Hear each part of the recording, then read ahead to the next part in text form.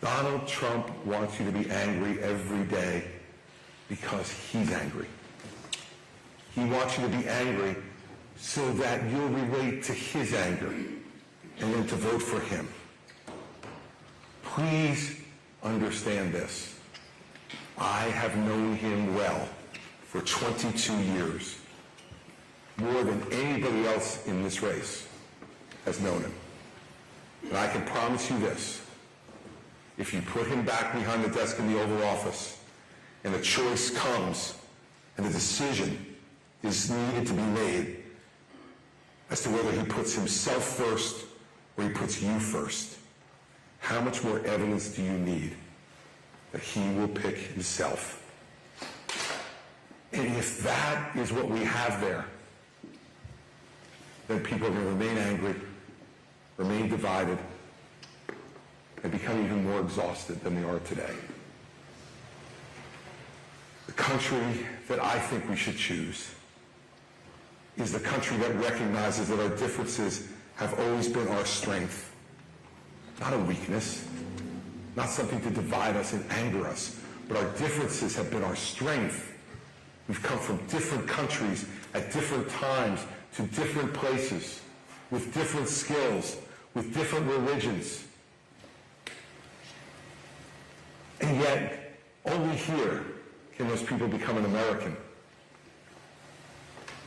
You can't go to Germany and become a German. You can't come to Great Britain and become British. But you can come here and become an American, a real part of this country.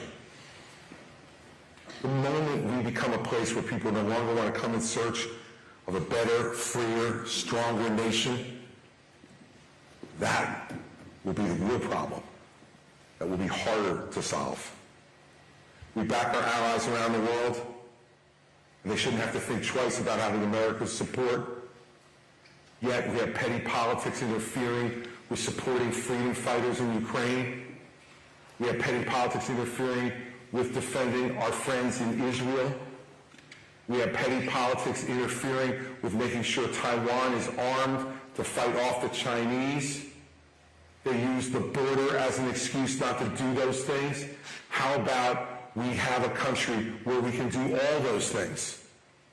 Because leadership aspires to something greater, not to appealing to the lowest common denominator, which is what the leadership of the last decade and a half in the White House has done, including the current president. We need a country that once again feels like everyone has a stake in what we're doing, that we can bring people together. And it's hard. It's hard to do that. I did it for 8 years in New Jersey, in a Democratic state, with a Republican governor. And it's hard, because we have real disagreements. But those disagreements are small compared to the things that we have in common. But it takes effort. We have to work at it. We have to believe that the other person has a rightful place in our country. We have to believe that whether we agree with them or not, they got elected too. And they have a right to have a voice and to be heard and to have a vote and to have it count. This race has always been bigger than me. It's bigger than any one person if you do it the right way. I tried to change conversation in this race. I tried to force a conversation in this race. A conversation about the real thing that's going on here. I stood on those debate stages, every one of them. The pundits in the media and the professional politicians who worked for other campaigns said I wasn't going to make any of them. Right? Before every debate, now Christie won't make this one, they'll only make this one. I made every one of them. But when I stood on there, I watched the other candidates arguing with each other as if the race was between us, pretending as if the guy who's in front and wasn't there wasn't to be spoken about. Like Voldemort in the Harry Potter books, he who shall not be named, because they feared even bringing up his name would make him appear with his magical, mystical powers to end their political careers. So they say ridiculous things, make ridiculous points. And let me tell you, if Donald Trump becomes the nominee of this party, the moment that it happened was when Nikki Haley and Ron DeSantis and Tim Scott and Mike Pence and Doug Burgum and Vivek Ramaswamy stood on that stage in Milwaukee in August. And when we were asked, would you support someone who is a convicted felon to be president of the United States, they raised their hands. Give Ron credit, he had to look at everybody else first to see if he wanted to raise his hand, but then he raised his hand. Kind of like cheating off somebody's paper in high school. They raised their hands. And I did not. And will not. And I cannot countenance that behavior. I want you to imagine for a second that Jefferson and Hamilton and Adams and Washington and Franklin were sitting here tonight. Do you think they could imagine that the country they risked their lives to create would actually be having a conversation about whether a convicted criminal should be president of the United States? I can't tell you how many people in New Hampshire have asked me, why isn't there a law against that? The answer is because nobody ever thought that someone would have the audacity to run for president as a criminal. And they never thought that any American electorate would actually support it. It's not their fault that they didn't put it in the Constitution along with 35 years old and a natural-born American citizen. They didn't think, let's throw in here. From Rochester. That's good. I'm glad to see it. Thank you all for being here tonight. Really appreciate you taking the time to come out.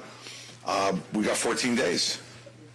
So 14 days now from tonight till the primary, and I will tell you that I have noticed significantly over the last week in being here, everybody raising their level of seriousness. And I don't mean us. I don't mean the candidates. I mean you. I could tell as people come to town halls now, they are in the process of making a decision. If they haven't decided already, they know it's time to decide. And they know how important it is. And, you know, I hate when politicians say, this is the most important election of our lifetime. Because they always say it, and it never is. And the reason I know it never is because we'll have another one. We'll have another one in 4 years, another one 4 years after that. And it's not the most important election of our lifetime. But what it is an important moment in the history of our country in terms of what kind of country we want to be. You know, when I decided to get into this race back in June, I got in because I was so worried that no one was going to tell the truth. That our party had been cowed into a place where people were just going to repeat the lines that were given to them over and over and over again, and they weren't going to tell all of you what you needed to hear.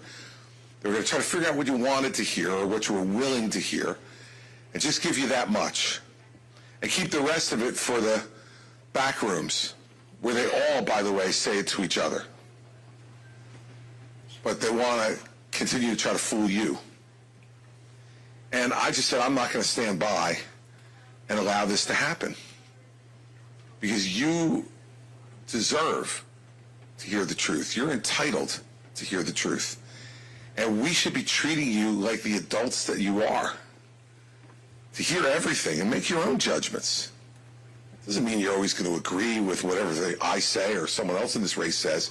But what it does mean is that at least you can make those decisions based upon knowing everything you need to know. And it's an important election because it's about the soul of our party and the soul of our country. You will talk about a lot of issues tonight, and one of the great things that I love about doing these town halls is that I know you will bring up a lot of really important issues, and I'm anxious for that. But I will tell you what I think the single most important issue is in this race, if you're worried about the soul of our party and the soul of our country, and it's character. You know, like you see it today, as we were riding up here from Manchester, I was watching on my phone the White House today, like tying themselves in knots, trying to explain how the Secretary of Defense went to the hospital, had prostate surgery, went under anesthesia, passed the power of the Secretary of Defense over to the Deputy Secretary of Defense, then got a urinary tract infection, which often happens after prostate surgery, went back in the hospital, and the entire time the President of the United States didn't know. Nobody told him. I mean, how the hell does that happen? Right? I mean, yeah, so top secret you can't even tell the Commander-in-Chief. The point is that, like, what's the character of the Secretary of Defense when he doesn't pick up the phone himself and call the President, the man who gave him the job, and say to him, by the way, Mr. President, bad news, I have prostate cancer, I need to go in for surgery, here's how I propose to handle it, is that okay with you? I mean, that seems to be pretty basic, right? You would do that with your own boss at your own job, and you don't have the largest military in the history of the world under your control. But you call your boss and tell your boss what's going on. Character. And it applies to our party too. You know, it was stunning to me when I saw Donald Trump's social media post on Christmas, where he said in that post, to all the people who don't agree with me, rotten hell, Merry Christmas. He's right after that, he said, and by the way, Merry Christmas. Because those always go together, right? The combination of rotten hell and Merry Christmas often go together. Like his Thanksgiving post when he posted at 2:03 in the morning, here's what I'm thankful for, all the people that I hate. And then he listed all the people at that moment that he hated at 2:03 in the morning on social media. If Mary Pat woke up at 2:03 in the morning, because Mary Pat's here and she sleeps through anything. I want to tell you, after being with her for 40 years, I can tell you she sleeps through anything. If she woke up for some reason at 2 o'clock in the morning and just saw me on my phone, she'd throw something at me. If she saw me on my phone sending out a social media post, I'd get in even more trouble. And then if she read the social media post and it said, I'm thankful for all the people that I hate, she would look and say, like, who am I married to? It's head shaking. But that's who wants to go back to the Oval Office. He went to court today, which is the place he spends more time in than actually Iowa or New Hampshire.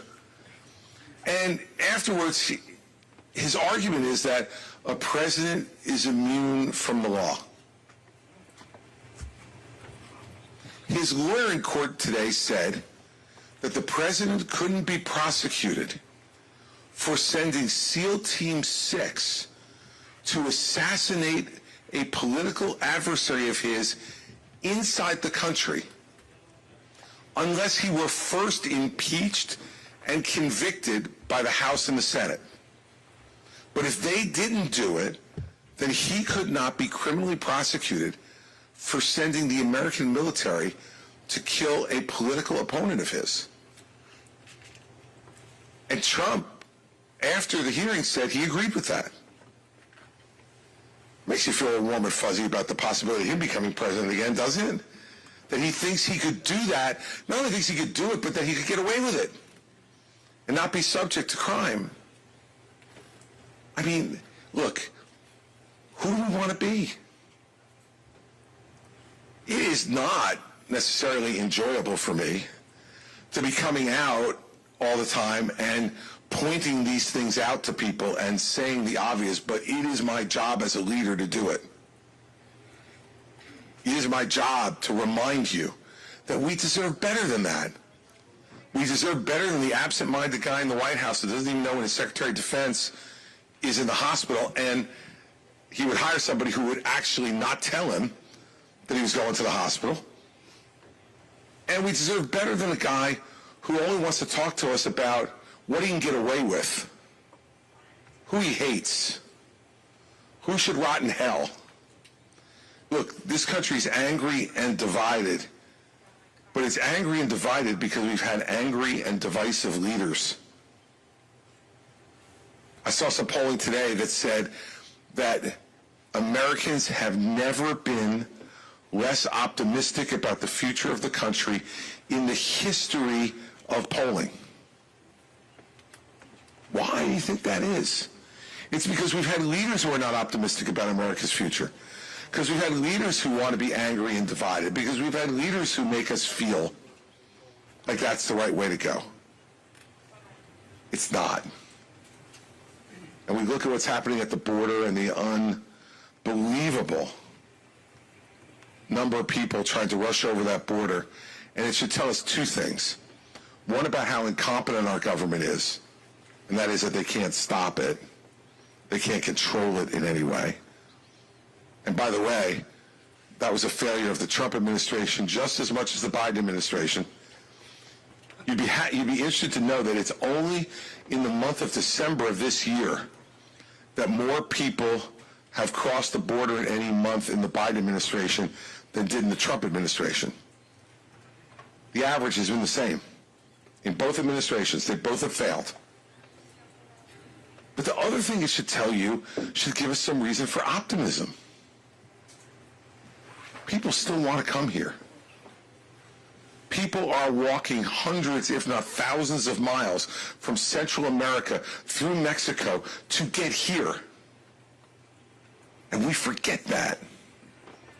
We forget how lucky we are, how fortunate we are, and what we contribute to making this the greatest country the world's ever known, and still the greatest beacon of hope for people around the world, for what their lives could be if they had our freedom, our liberty, our wealth, our education.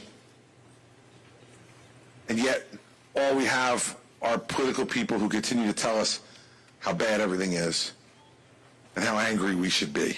Because when we get angry, they think we'll react to and relate to the most angry voice in the room, which is Donald Trump. Look, the biggest difference between the 2016 race that I was in up here and the 2024 race that I'm in now is that in 2016, Donald Trump said, "I am your voice." And a lot of people thought he was. A lot of people voted for him for that reason. In 2024, he says, "I am your retribution." I could say this, I don't want him to be my retribution. Because one, I don't know what the hell he would do in my name, but I'm pretty sure I wouldn't be in favor of it. And secondly, he isn't your retribution or mine. He's his own. And he wants to be president again so he can make sure he pardons himself. Now, this makes him no different than Nikki Haley, who has now said she'll pardon him too. Not a stitch of evidence has been presented to a jury. No judge has ruled on whether the evidence is fair or not. No jury has heard that evidence and made a decision of whether he's guilty or not. They haven't heard one person get on the stand and talk about what happened on January 6th and what Donald Trump was doing or not doing that day. Yet Nikki Haley's decided he's worthy of a pardon. This is the kind of pandering that you should not be willing to put up with. She's just out there saying it because she thinks that it'll make some voters who like Trump in some way more comfortable with her. That's not what we're looking for. That's not what we should stand up for, and we deserve much better than that. You know, when Nikki was up here trying to explain how the Civil War started, people say to me, well, it's not really fair, Chris, because, you know, you're not saying she's a racist, are you? I said, absolutely not. She's not. I've known her for 13 years. There's not a racist bone in Nikki Haley's body. So some people say, well, are you criticizing her because you say she's stupid and she doesn't know how the Civil War started? Absolutely not. In fact, I was the person on stage in the fourth debate who stood up there and defended her when Vivek Ramaswamy tried to say she had less brains than his 3-year-old son. I stood up there and said, that's wrong. And I've known her. We disagree on some stuff, but she is a smart, competent, qualified woman. So if she's not a racist, and she's not stupid, and she's not, then why the heck wouldn't she say that slavery is what caused the Civil War? Because she has heard in the past that some people where she comes from in South Carolina are still fighting the war. She said the Civil War is about change versus tradition. What was that tradition exactly? Enslaving Africans who come to the United States in forced labor for generations? Now, it's right versus wrong. And she's so trained to say the least offensive thing to any one group that she just abandons the truth. Look, if she'll do it about that, like, what's next? What's next? I don't know. Because I wouldn't have picked that one up. I wouldn't have guessed that one's coming, that we're going to have a debate about the Civil War. I thought that was settled. But apparently we're still, having some arguments about that one. You deserve better. You deserve a lot better than that. And so, look, in the end, there's a lot of important issues to discuss tonight, and I'm happy to discuss them. And unlike other town halls that you may have been to, get ready, because when you ask the question, I'm going to actually answer it. And I'm not going to answer it with a slogan or anything. I'm just going to really listen to your question. I'm going to answer it. And you may like the answer or not like the answer. I don't know. We'll see. But I'll usually be able to tell by the way you look. Just be ready as you start to get it. And you'll be able to tell by looking at Mary Pat whether she likes my answer or not, too. She's very expressive as well. So usually I can tell. But you're going to get an answer. And boy, I think that's what we deserve, isn't it? The stakes are high. And it's not the most important election in the history of the country, but it's important. And who the next president is going to be really important. And the last thing I'll say before taking your questions is, it's up to you. It's up to you. New Hampshire has such an important role all the time. And it's just as important, if not more important this time, especially when a former president is up here for the third time. Are you going to give it to him again? Because I will guarantee you this. He wins New Hampshire, he's going to be the nominee. Because, I don't really believe a whole lot of these polls in terms of, the exact numbers. But the newest one I saw from South Carolina, Nikki Haley's home state, has Trump beating her by 29 points in her home state. So it's not like he's going to come out of here and go down there and do really well. Now, it's no shock because her lieutenant governor, who's now the governor of the state, I want you to think about that again. The man who was her lieutenant governor is endorsing Donald Trump. Lindsey Graham, who's the senior senator from her state, endorsed Donald Trump. Tim Scott, who was wanted around here for a while as a candidate for president, who she appointed to the United States Senate. She appointed him. Remember that. She appointed him. He's not endorsing her either. It's interesting. I can tell you this much. We wouldn't have that trouble in New Jersey. There'd be a lot of enthusiastic support in New Jersey for a former two-term governor. So if he wins here, don't expect South Carolina to save us. It's not going to happen. And so you all are the ones who are going to make the call here. Iowa has supported him before, and he won up here in New Hampshire in 2016. I remember. Are you really going to do that again? I'm here because I hope you don't. I hope you care about the soul of this country enough to say we deserve better, much better than what we're getting. And like I said, you won't always agree with me, but you'll always know exactly what I think, and I'll always tell you the truth. And when I make mistakes, I'll tell you I made them. And I'll ask for your forgiveness, because I'm human, and I make mistakes just like you do every day. And if you're here looking for the perfect candidate, I can invite you to leave now, because I ain't it. But that's not what we should be looking for, because you're the only person you agree with 100% of the time. And maybe. So I want to go to questions now. We have some cameras here tonight, so they're going to want to hear you. And even though we're in rather small quarters here, we've got a microphone that'll come around so that they can make sure they pick up. Because if you ask me some really good question that they want to put on the news tonight, you don't want to miss your chance to be famous. So there'll be a microphone going around, and all I want you to do is ask me what you want to know. Ask me what you're concerned about, and I'll be happy to answer it for you. So I thank you for taking the time to come out tonight, and we will start off right there with that gentleman. Thank you.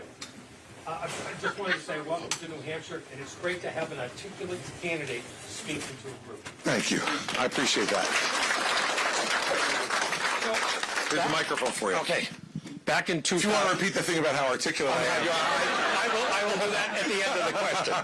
So, back in 2019, then President Trump authorized the transfer and sale of nuclear technology to Saudi Arabia. Keep in mind, 15 of the 19 perpetrators of 9/11 were Saudi. Yep. What are your thoughts, two-part question, what are your thoughts on this transfer of nuclear technology? I won't call Saudi Arabia a rogue nation, but certainly not a nation that I think espouses the values that we have in our country. Mm-hmm. And the second part, do you think there's any correlation between the $2 billion transfer to America's self-anointed crown prince and the transfer of that technology? You would not be talking about Jared Kushner, would you? We'll keep his name out of it. Well, that hasn't worked too well for me over time, keeping the Kushner name out of it. All right, so let's start with the first part.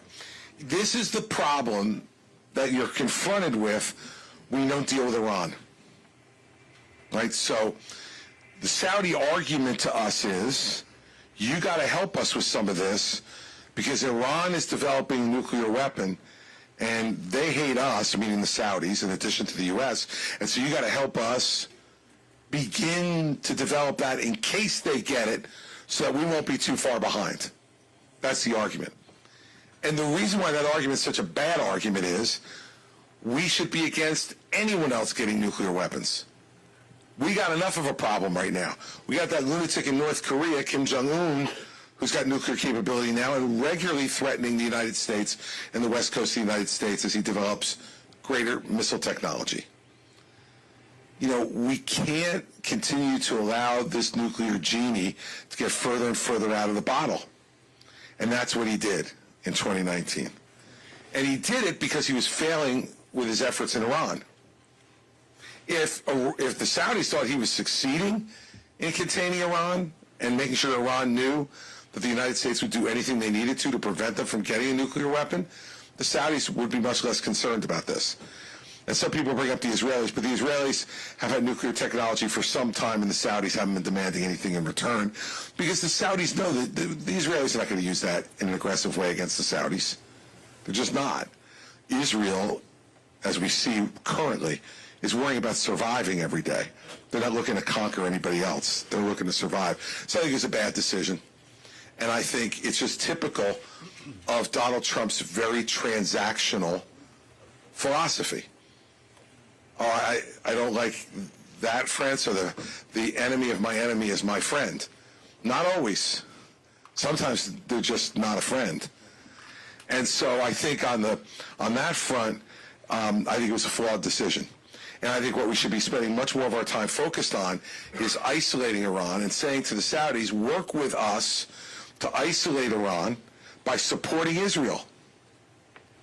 Because if the land where Islam was born signs a peace agreement with Israel,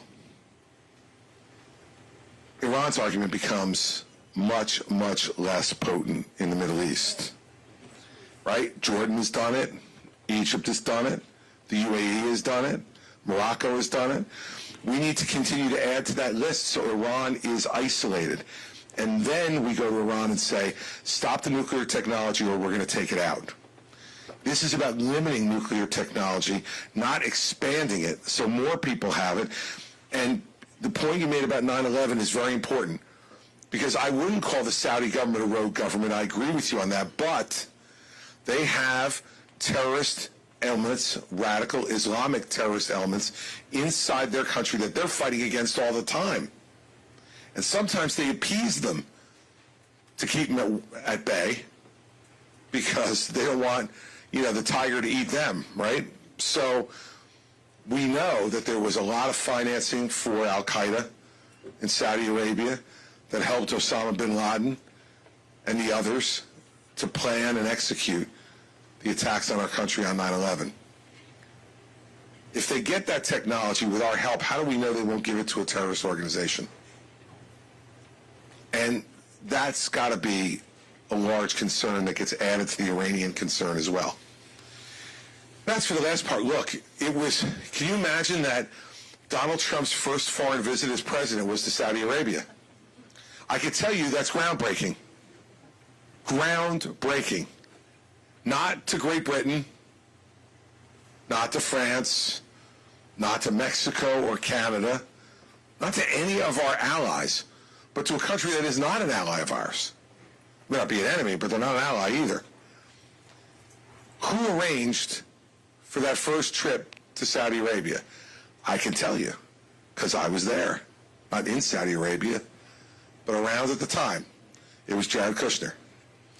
And Jared Kushner, for those of you who don't recall, is married to Ivanka Trump. Further history lesson briefly, Jared Kushner is not a huge fan of mine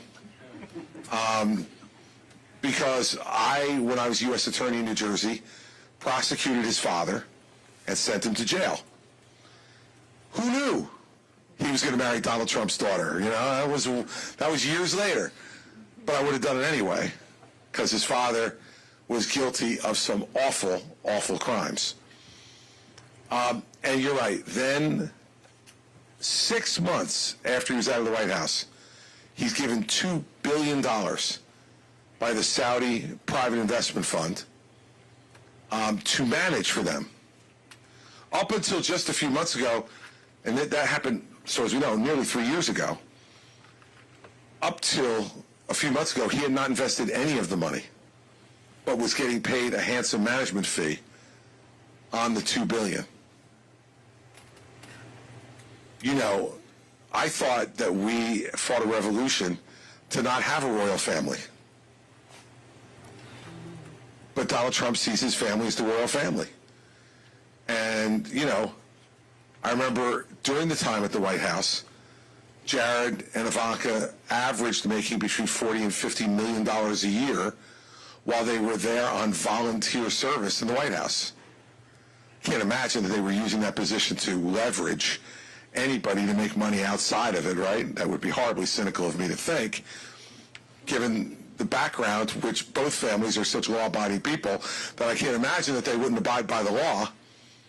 I mean, this is what we're ready to get back again, because if you think Jared and Ivanka are not going back to the White House, you're nuts. They're low-key right now. They're hiding down in Florida because they don't want to be associated with his craziness. But once they're playing Hail to the Chief for him, they'll be right back there, because it'll be another way to make more money. And that is something that should be repugnant to everybody. So that's where I stand on the transfer of technology. And That's where I stand on these families. And by the way, let's be fair. Hunter Biden is just a lower level crook. That's the fact. I mean, he's been trading on his family name for years with very little apparent expertise in anything, or at least not anything that you could really monetize. Apparently seems to be an expert in a number of things from what we saw on his laptop, but none of that is usually ways you can make money. And his father's allowing him to do that too. You wonder, don't you, if these two guys can't control their own family, how the hell are they going to run the country? You know, if you can't look at your own family and say to them, you don't make money off of my presidency, or in Joe Biden's case, his vice presidency. Not allowed. If I find out you're doing it, I'm going to put a stop to it. Instead, Joe Biden did the exact opposite. He was on the phone with his clients, making them feel good about old Hunter. And by the way, that's not to mention also his brother Jim, who's a lobbyist, and his sister Valerie, who's a lobbyist. So we have the two frontrunners in this race who not only are a combined 160 years old, let's not forget that for a second. You know, my kids tell me that when I raised this, and my children, I'm sure, are watching on the live stream, so I'm going to get yelled at again. But they say when I raised this, it makes me an ageist. Now, I had to look that up to find out what it was. It's bad. But I'm like, once I knew what it was, I'm like, yes, I plead guilty. I don't think that an 82-year-old person should be president of the United States. I just think it's too old. There are other things that 82-year-old people can do just fine. My dad's watching tonight. He's 90. He still drives. He works out 6 days a week at 90. And best yet, he's dating a 74-year-old woman. It gives hope to every man in this audience. My father gives you hope. Right? But I tell you this, he got no business being president of the United States. And so everyone ages at different paces and different levels. But here we've got these two guys at that age, can't control their own family. They're all making money off everybody. We can do better. And we should demand better than that. Much better. Next question. Yes, sir. Here. First of all, thank you for coming to the great city of Rochester. We appreciate it, everyone here. And secondly, we all know the Social Security program is broke or pretty close to being broken, and rumors out there in 2034 we're going to be just about dry. What is your plan to make it vibrant and solid again? Really important question, and this is one where I'll give Nikki credit, because Nikki and I are the only two people talking about this issue.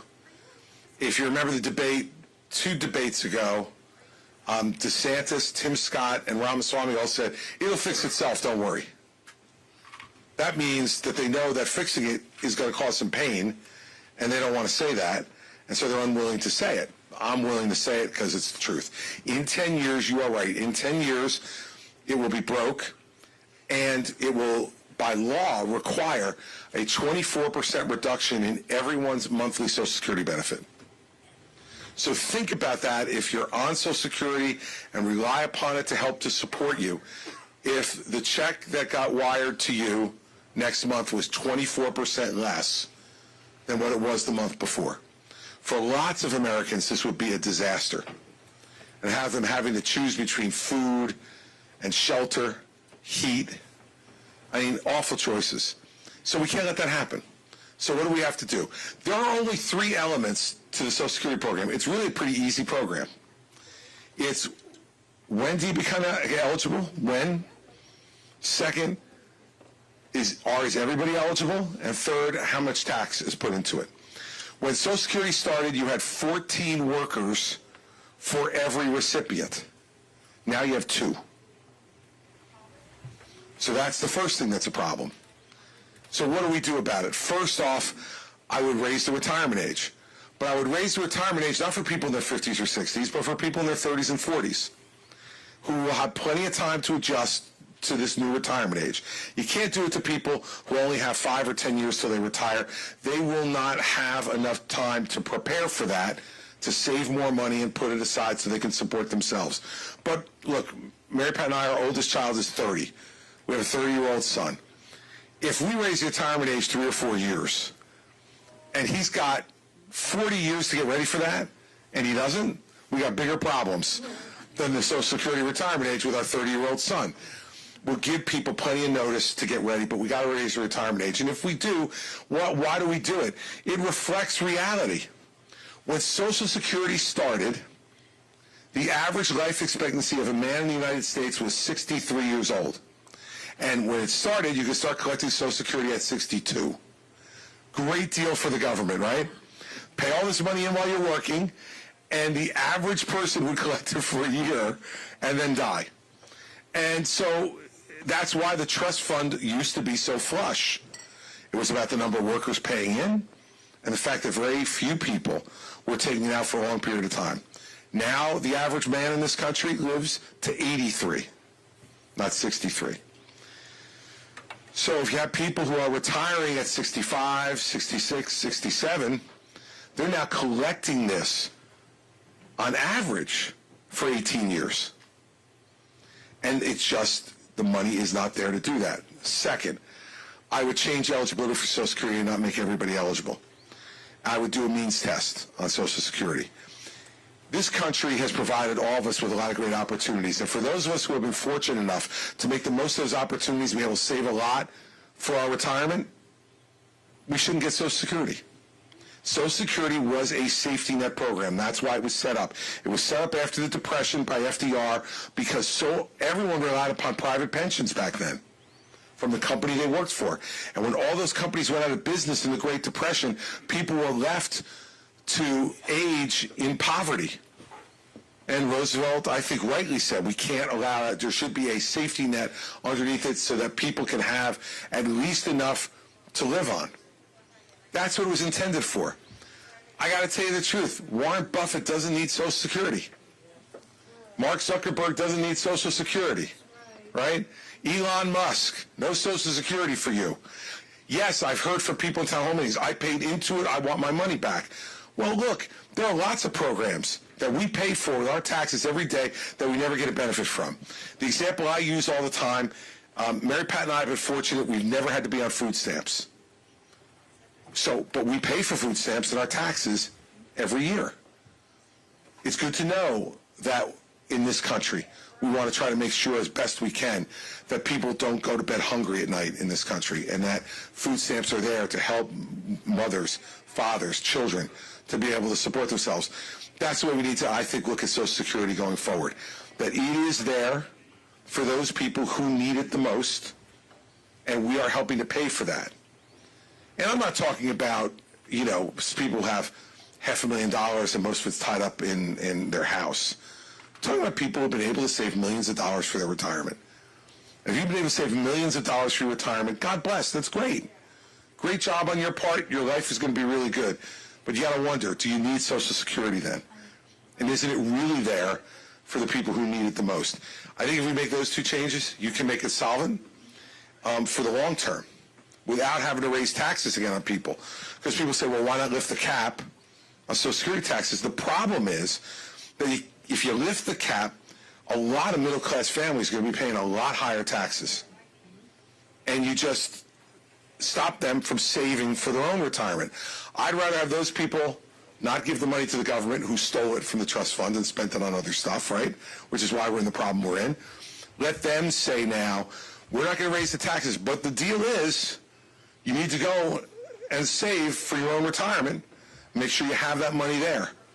And if you do that, you're not going to have to worry about what happens with Social Security. So that's why I would be opposed to increasing the tax on it, because I think the government has shown themselves not to be responsible stewards of that money that was supposed to be in a trust fund and is no longer there because it's all been given to the general fund. And now it's all just dead anyway.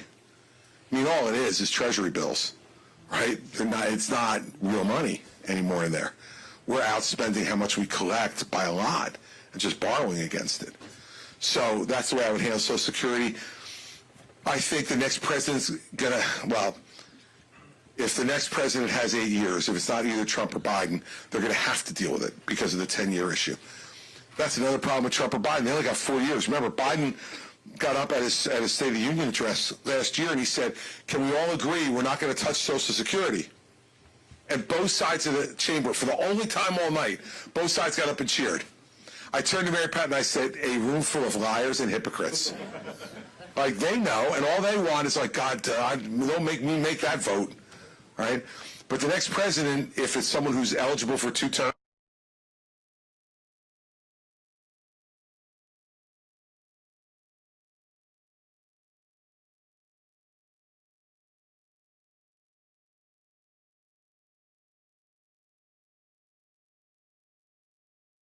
stay forever. Let me see. Yes, sir, in the back. Got you here. Welcome, Governor Christie. We appreciate it. My question to you, and you had started off this town hall by saying it's time to get serious, and it is time to get serious. And we all in this room want our vote to count and to matter. And hypothetically speaking, we all go out in 2 weeks and we vote for you. And the next morning we see that you got 20% of the vote, and Nikki Haley gets 30% of the vote, and Donald Trump gets 40% of the vote, to keep the math simple. Sure. Trump wins New Hampshire, and I agree with you. If Trump wins New Hampshire, he wins the nomination. What do you say to the voters not supporting Trump around the unification of a vote to ensure that Trump does not win New Hampshire? Look, I think part of the problem is I would be happy to get out of the way for someone who is actually running against Donald Trump. Like, look, I've said from the beginning that if I didn't see a path to winning, that I would get out. Now, part of that is because I want Trump to lose, but part of it, too, is this is hard. This is hard, and you don't want to do this if you don't see any. Like, look, I'm famous enough. Let's start with that. There's not a place I can walk in this country where people don't recognize who I am. I got plenty of titles. The only reason to do this is to win. So I'd be happy to get out of the way for somebody if they actually were going against Donald Trump. But, I listened to Nikki, and let's start off with this. She got asked this again yesterday in Iowa. Voter said, I'm trying to make my decision about who to vote for. I'm against Donald Trump. Will you promise me that you won't accept the vice presidency from Donald Trump if he offers it? And she once again refused to answer the question. Now, I've said very clearly, if Donald Trump offers me vice president, it's a hard no. Give Ron DeSantis credit. They asked Ron. Ron said not only would he say no to Trump, he'd also say no to Nikki. He has no interest in being vice president for anybody. And that's probably consistent with his personality, but nonetheless, at least he answered the question when he was asked. Let me tell you something, having been in this business at a national level now for 15 years and being vetted twice for vice president. I was vetted by Mitt Romney for vice president in 2012. I was down to the last 2 for Donald Trump in 2016. It was me or Mike Pence. Thank God he picked Pence. I think Pence is wishing he would have picked me. And so I've been through this. When a politician doesn't say they won't take it, that means they will. So she says cute things like, I never play for second, in response to that question. Okay, I get it, but does that mean you won't take it? I know you're not playing for it. Does that mean you wouldn't take it? Won't answer the question. Says she pardoned him. Remember the first debate back in August? Seems like a long time ago in Milwaukee. But the first debate, we were all asked, if he's a convicted felon, would you vote for him? She raised her hand and has not backed off from that since. The only 2 people on the stage at that time who didn't raise their hands were me and Ace Hutchinson. That was it. DeSantis, Tim Scott, Doug Burgum, Nikki Haley, they all raised their hands. She says she'll pardon him, as I mentioned before. She says he was the right president for the right time. And then she says, for some reason, chaos and drama follow him wherever he goes. That's like the arsonist saying, for some reason, burning buildings follow me wherever I go. I know why. You set the fire. chaos and drama follow him because that's what he creates by his personal conduct. So my answer to you is, I have no interest in being a spoiler for someone who wants to beat Donald Trump. But if you're willing to be his vice president, if you'd pardon him if you became president, if you'd vote for him even if he was a convicted felon, which I assume means that if she doesn't beat him, she'll endorse him. I mean, geez, really? Should the people who are opposed to Donald Trump lose any voice to have someone oppose them? And why do we think she beat him? Like, she's not trying to beat him. She's hoping that lightning strikes. But how do you beat somebody if you won't say why they don't belong being president? I'm making it really clear he's unfit. He is unfit to be president of the United States. She won't say that. In fact, she says the opposite. She says he's fit to be president. Listen to this guy for 5 minutes. And here's the worst part. She knows it. She knows it. The last piece I'll tell you is this. She's not playing for 2024. If lightning strikes, yeah, I like that. You can yell that. When you want to agree with me, yell out anytime you like. She's not playing for 2024. If lightning strikes and she gets in 2024, she'd be really happy. She's playing for 2028. And she knows that in 2028, Donald Trump will be gone in one respect or another. He can only serve one more term as president, so if he were elected president, he has to leave. I mean, they'll have to get, like, police to remove him, but he'll have to leave. Or if he loses, I think even he probably will get the joke at that point. He won't admit he lost, but he'll say that it got stolen from him a second time, and I don't think he comes back again in 2028. So why then? What do I mean? She doesn't want to anger people who support Trump and hopes that in 2 or 3 years, when we're back around to this process again, the people who support Trump say, oh, well, she wasn't that bad. I mean, yes, she ran against him, but she didn't say anything bad about him, and she said she would pardon him, and she'd support him, and she would have been his vice president. Like, I get this. Right? Yeah, it does sound like politics, and it's the worst kind of politics. And so, you know, I got into this to defeat him and become president. And if I believe I have a path to doing that, then I'm going to stay in this race no matter what Nikki Haley says. And if I don't, I won't. Right? And I'll make that decision on my own regardless of her and whatever the poll numbers of the moment are. Because you know, with 2 weeks to go in New Hampshire, anything could change in this race as people start to focus and make their decisions.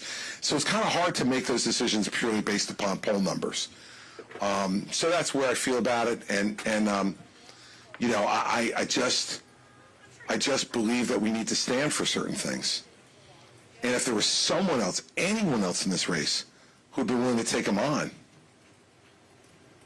I'd be happy to work with that person to try to get done what you just mentioned.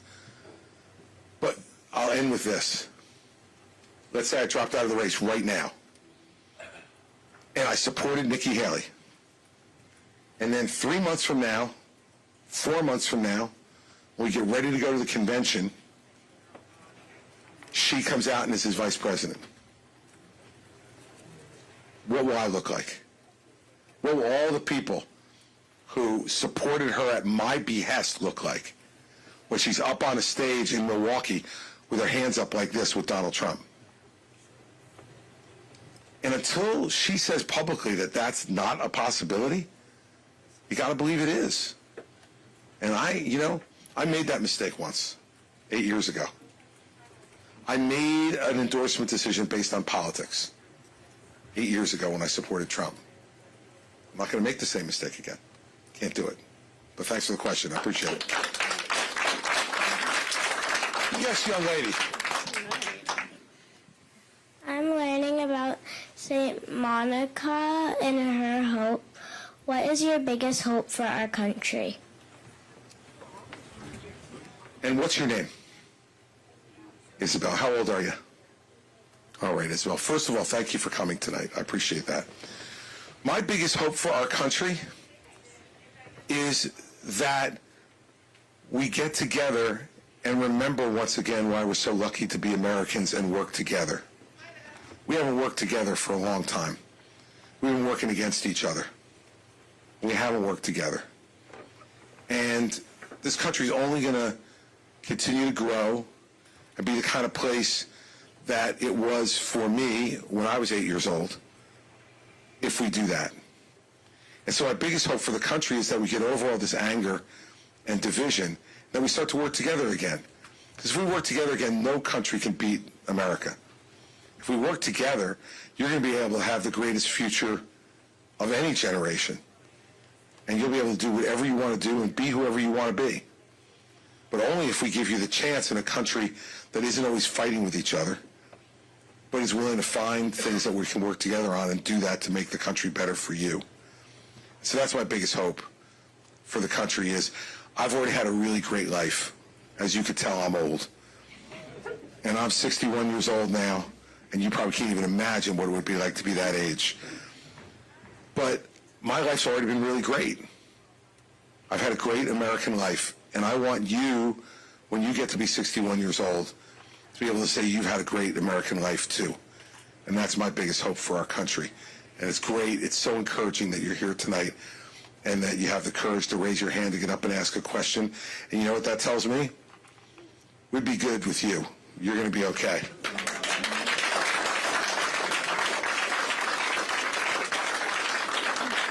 Other questions? Yes, ma'am. I can't stand watching the news every night because of this migration of folks coming from South America and Central America. Is there a policy that we can institute in those countries and below the close to the equator or below the equator that can cut that down? Yeah, I think there is. I think first we got to take care of business inside our own country, right? Because right now they believe, and we've given them no reason not to, that if they come, they're getting over, right? So if you're in a place like Ecuador and you are feeling like you're politically repressed or you're economically really poor, and you hear about relatives of yours who've come to America and they're living a good life, you're going to be drawn to come, especially if you think if you get there, they're going to let you over the border. So that's why we have to fix ourselves and our own problems first. So here's what I would do. I have 5 things I would do to fix the problem at the border. First, on my first day as president, I would sign an executive order that sent the National Guard to the border. The National Guard is there to protect inside this country. That's why it's called the National Guard, to protect the nation. Send them to the border because right now our Customs and Border Patrol officers are overwhelmed. Last month, 276,000 attempted illegal crossings. The men and women in that Customs and Border Patrol can't keep up, so they need help.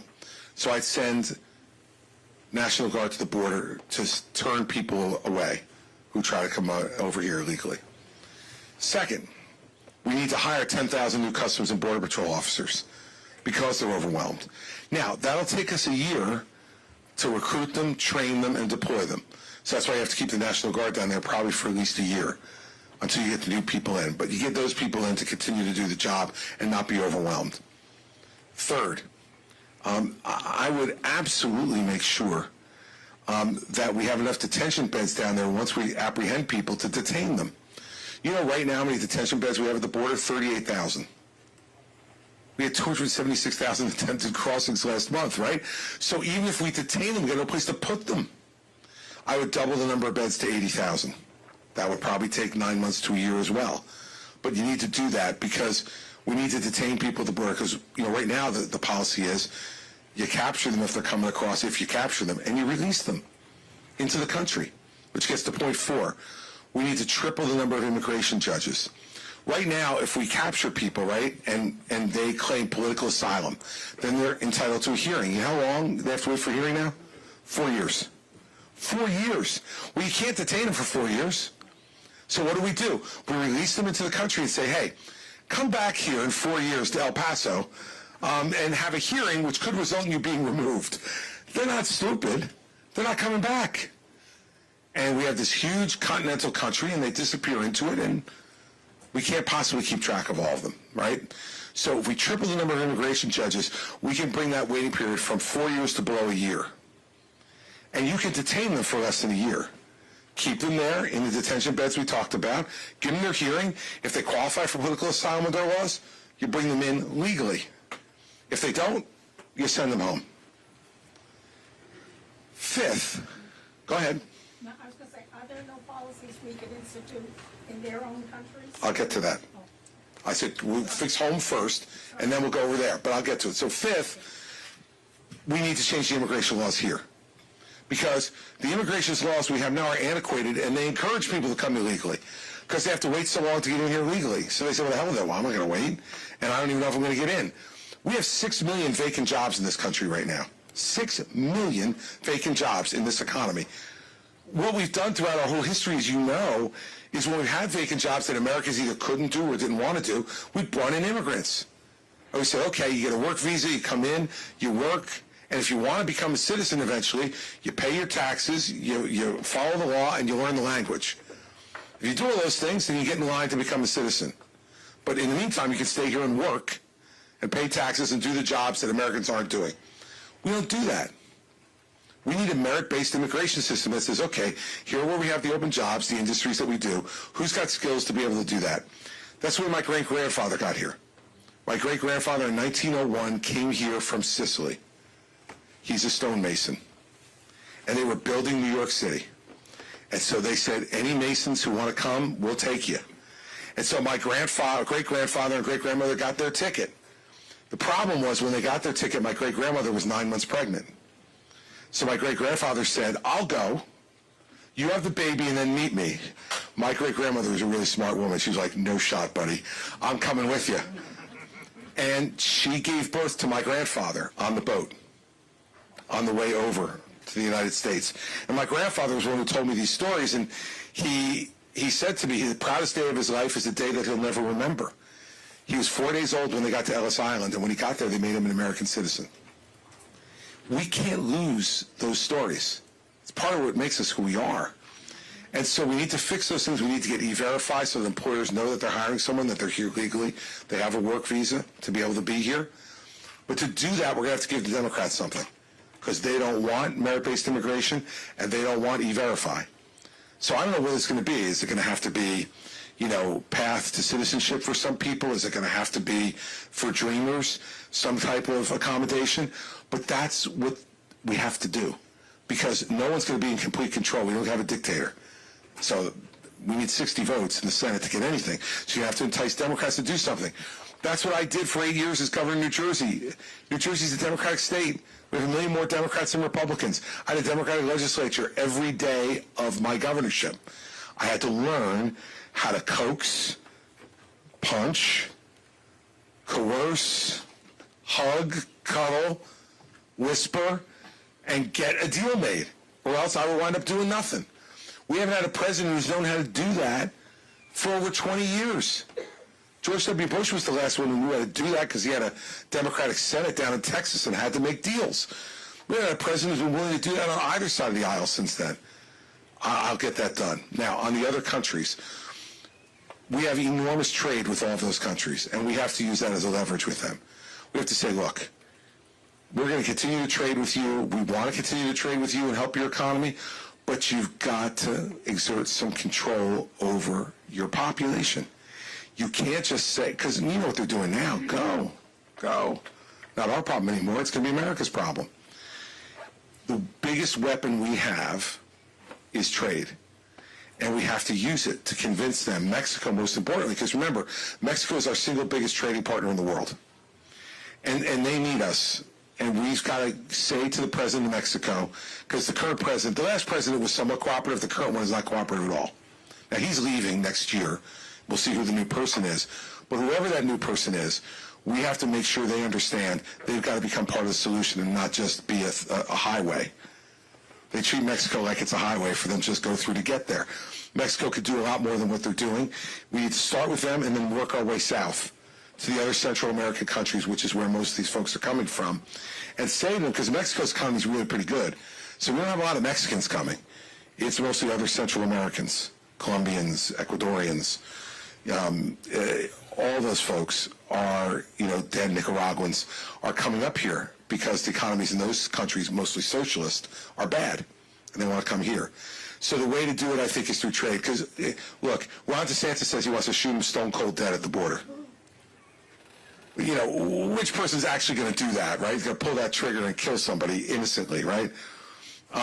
Nikki Haley says she's going to end all trade with those people. Well, wait to see what that does to our economy, too, right?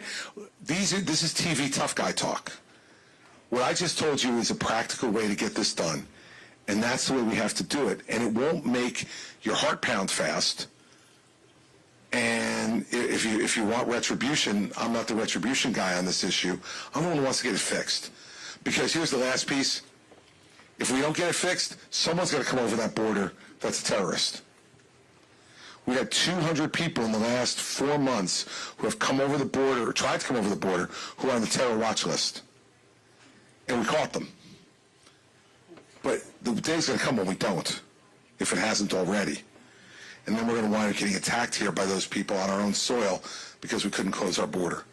So that's the way I would do it, and balance those two things. But we got to get our own house in order. And if we do, I think we'll stop most of it. And then we can use trade to stop the rest of it. And that's the way I would go about it. It's a complicated problem, but it's one that can be fixed. But you got to be willing to work with the other side, too, because we need to pass laws that can make the immigration system fairer and better in this country. And then we can help fill those jobs, too, which would help our economy grow significantly, and that would be good for everybody. All right, other questions for anybody? Yes, sir, in the back. She's coming around. Well, he is coming. Thank you, Governor. I'm a former New Jersey resident myself, and happy to be here in New Hampshire with you. My question is to follow up on the South America issue. At Drew, I studied Latin American international relations. And the Chinese development and investment in these countries. And the question that was asked to Mitt Romney, who was the greatest American international obstacle or opponent, and he gave an answer. I was curious to see who you think is America's greatest country that is a threat to us. And what do you think about Chinese interest in development and investment in third world countries to take over their minerals and resources and to diminish American influence? Yeah, this answer is pretty easy. This is almost as easy as what caused the Civil War. China is our greatest adversary. And the reason China is our greatest adversary is threefold. One, and this is consistent with what Romney said in 12 about Russia, they are a communist dictatorship. And so philosophically, about the way society should be ordered, we completely disagree. Secondly, they are the number 2 economy in the world. And as the number 2 economy in the world, they actually have the resources to be an able adversary. And number 3, they don't want to just compete with us, they want to defeat us. And that's a much different approach. So those 3 reasons are why they're our biggest adversary. The second point on the issue of their economic strength, that's what they've been able to use, as you talked about it, both in Africa and in South America, to invest in what they call the Belt and Roadway program, right? To invest, and in return, they get control of a number of elements of those countries' natural resources. And that matters not only because we don't want them in control of it, it limits our access to those things as well, which are integral to the creation of semiconductors, integral to the creation of batteries, integral creation of a lot of things that we want to do in this country. Those minerals are not here. It's one of the few times that this country doesn't have the natural resource advantage. One of our great advantages over the history of our country has been we've been relatively self-contained in terms of natural resources, and now with the way we've developed energy, we're pretty self-contained with that as well. But on some of these other ones, we are not, as you know. And so the Chinese understand that, and that's why they've gone about doing it. They want to control it, and they want to deprive it from us. It's a twofer for them. And so what do we need to do in response to that? I think that this is what all the people in our party say they oppose foreign aid. The Chinese love it. Every time a Republican gets up in Congress and says, this is a waste for foreign aid, the Chinese are like, amen, baby, keep saying it. And we'll do it. And they can't get any friends naturally. They got to buy all their friends, right? We've been lucky enough that over time, because philosophically we've been in line with most of the rest of the world in terms of the way people want to live, we've been able to have friends without having to buy them. Well, there's some of these folks that have now shown themselves they're for sale. And we got to go in and compete with the Chinese on this stuff. Remember, too, on the first part, on the communist dictator part, this is something Trump just said this a couple days ago. Loves President Xi because he rules 1.4 billion people with an iron fist. That used to be what the American president used to speak against. Now we got an American president who sounds jealous that he can't be a dictator like President Xi. It's breathtaking. And I will tell you, I've spoken to Trump supporters up here in New Hampshire about this. And when you say that to them, like for most of them, not all of them, but for most of them, they kind of get like an ashamed look on their face. And you know what they say to me in return? Well, he doesn't really mean it. Whenever Trump says something that really repels a Trump supporter, they say either one of two things. Either it's not true, because he told me it's not, or he didn't really mean it. He means it. And so we need, as a country, to be standing strong against folks like Xi, Kim Jong-un, the mullahs in Iran. We need to be standing strong against these guys, Putin in Russia, because the rest of the world is watching. And those friendships that we have, they're going to go away. And if they think that we're not going to stand strong against China, they'll put a for sale sign up in front of them as well. And if China's willing to pay, they're willing to pay. Now, the last thing to give some hope to this conversation, as my friend over here wants a little hope, we're going to give you some, okay? News statistics just came out in the last 2 weeks. China's GDP for last year is 2/3 of ours. 2/3. They are going like this. Why? Because they had that one-child policy for a long, long time, and their folks are aging, and they don't have a labor force to support it. Secondly, they spent a ton of money not only on the Belt and Roadway program, but inside their own place, building cities, thinking the population was going to expand, and no one's living there. They have entire cities in China, office buildings, apartment buildings that are vacant. No one is living there. They have a huge debt because of that, and they're now struggling with that. And third, they help to create a middle class in China. And when people start to develop middle class, they get middle class values, which means like they want to speak out. They want to pick their own leaders. And the communist dictator is like, no. We're just going to give you some money. Stay cool. We don't need you speaking about us. We're in charge here. So there are moments right now where if you have an aggressive American president who knows how to negotiate, we can leverage them right now because their economic advantage that they had for probably the last 15 years, in terms of how quickly they were growing, is now going this way. They need us now more than we need them. And President Xi didn't come to San Francisco a month or so ago because he wanted to see the Golden Gate Bridge, right? He came to San Francisco because American businessmen and women were there, and he wanted to encourage them to invest more in China. Well, we should stop them from doing that unless he's going to start to cooperate with us on the things that we just talked about. So that's the way I would go about it. Yes, ma'am. Does that sweatshirt say Ramapo? Yeah, man. That's some Jersey stuff there. All right, go ahead, Molly. Okay, I'm not very good at this. No, So, just relax. It's all good. how can we fix the problem so no other women have to go through what a couple of women have been going through lately, where they've been forced to carry a non-viable pregnancy to term? Is it going to be that just women stop living in those states? Because that's going to be really weird. Yeah. I have a 19-year-old daughter, and I don't want her to ever have to go through that. No, look, I completely agree with you. I agree with you as someone who is personally pro-life. But when I look at what happened in Texas, right, that's not protecting a life. It is contrary to the pro-life philosophy. The pro-life philosophy says we want to protect every life. Well, the doctors made very clear to this woman that her child was either going to be stillborn or was going to die within hours of birth. Yet they wanted to force her to carry that pregnancy for another 20 weeks, which is a horrible thing, to know that the life that you feel inside of you is not going to be born and have to do that. So it's wrong. And so my view on that is that if laws are going to be pro-life, they have to be to preserve an actual life. So that's on that piece of it.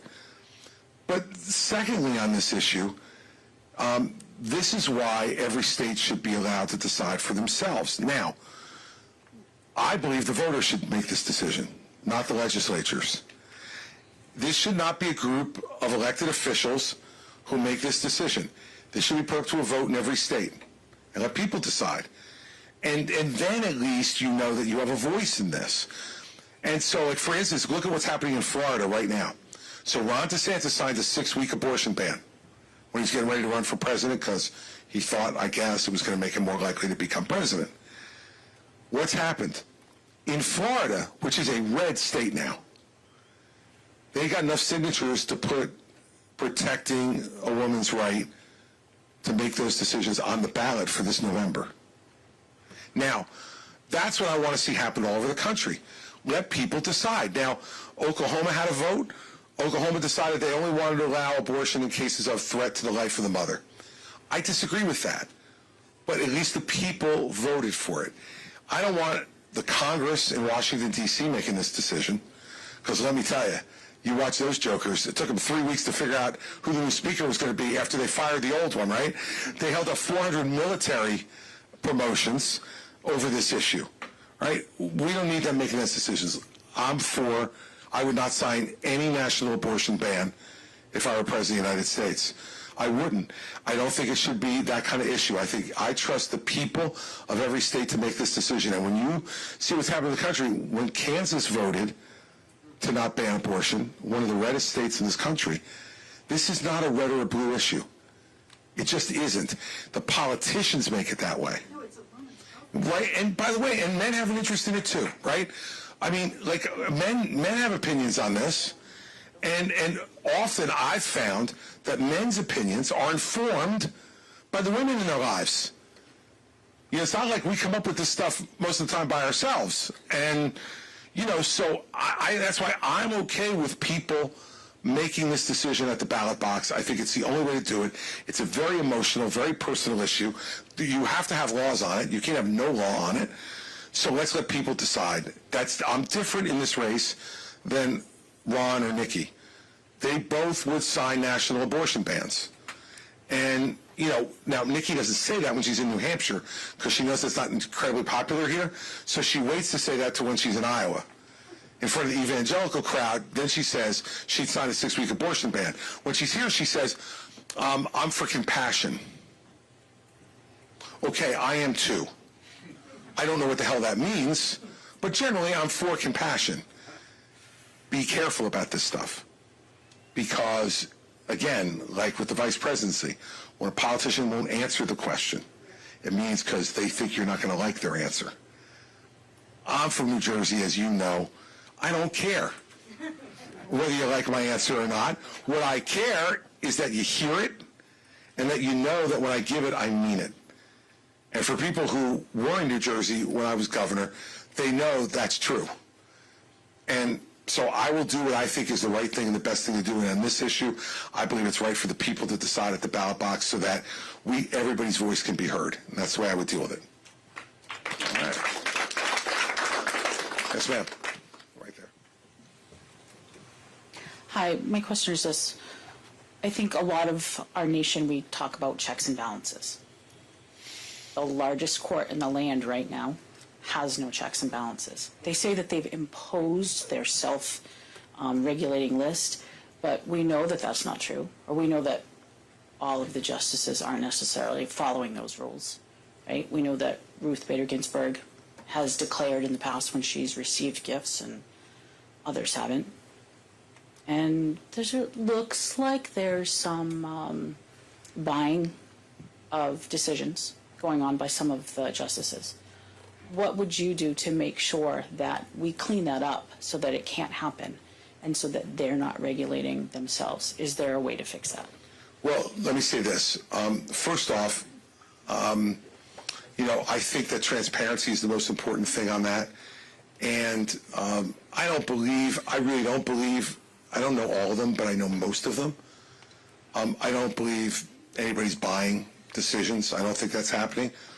But it doesn't matter, because if there's a perception that they're being bought, then it lowers their credibility.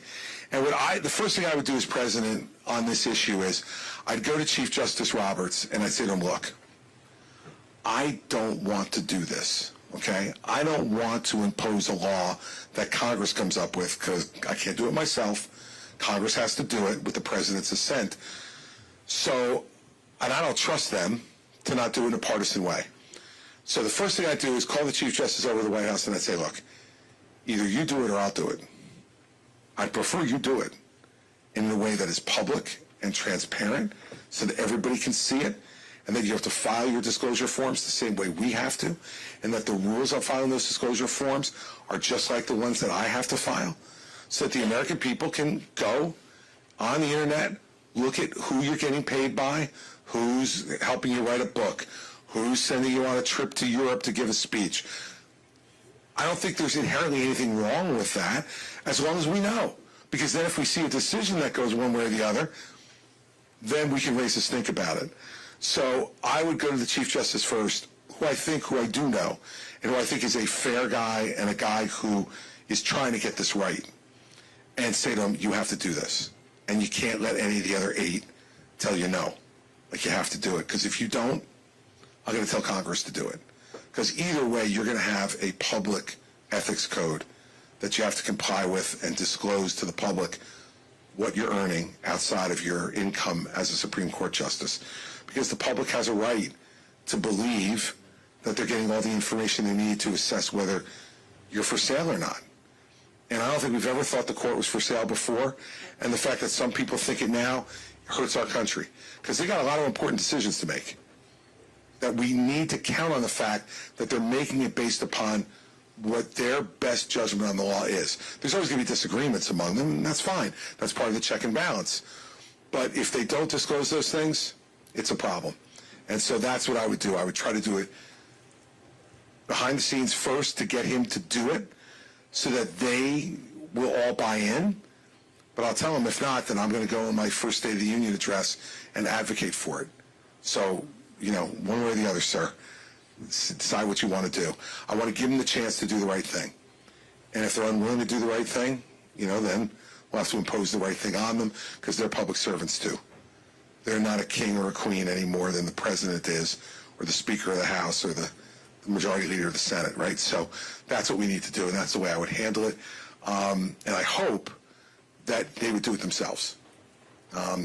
If they don't, then we're going to have to do it for them.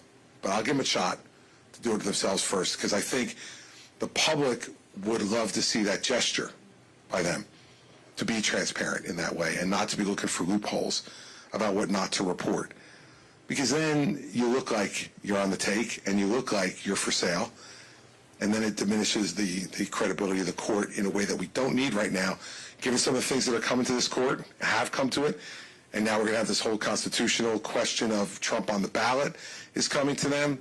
We may have his presidential immunity claim that may come to them. Like, there's a lot of enormous decisions we need to count on their integrity to make in the right way. So I'm with you on that, and that's the way I would handle it, Vice President. All right. Any more questions? Yes, ma'am. If you're president and you receive intelligence that the Chinese are going to invade Taiwan, what do you do?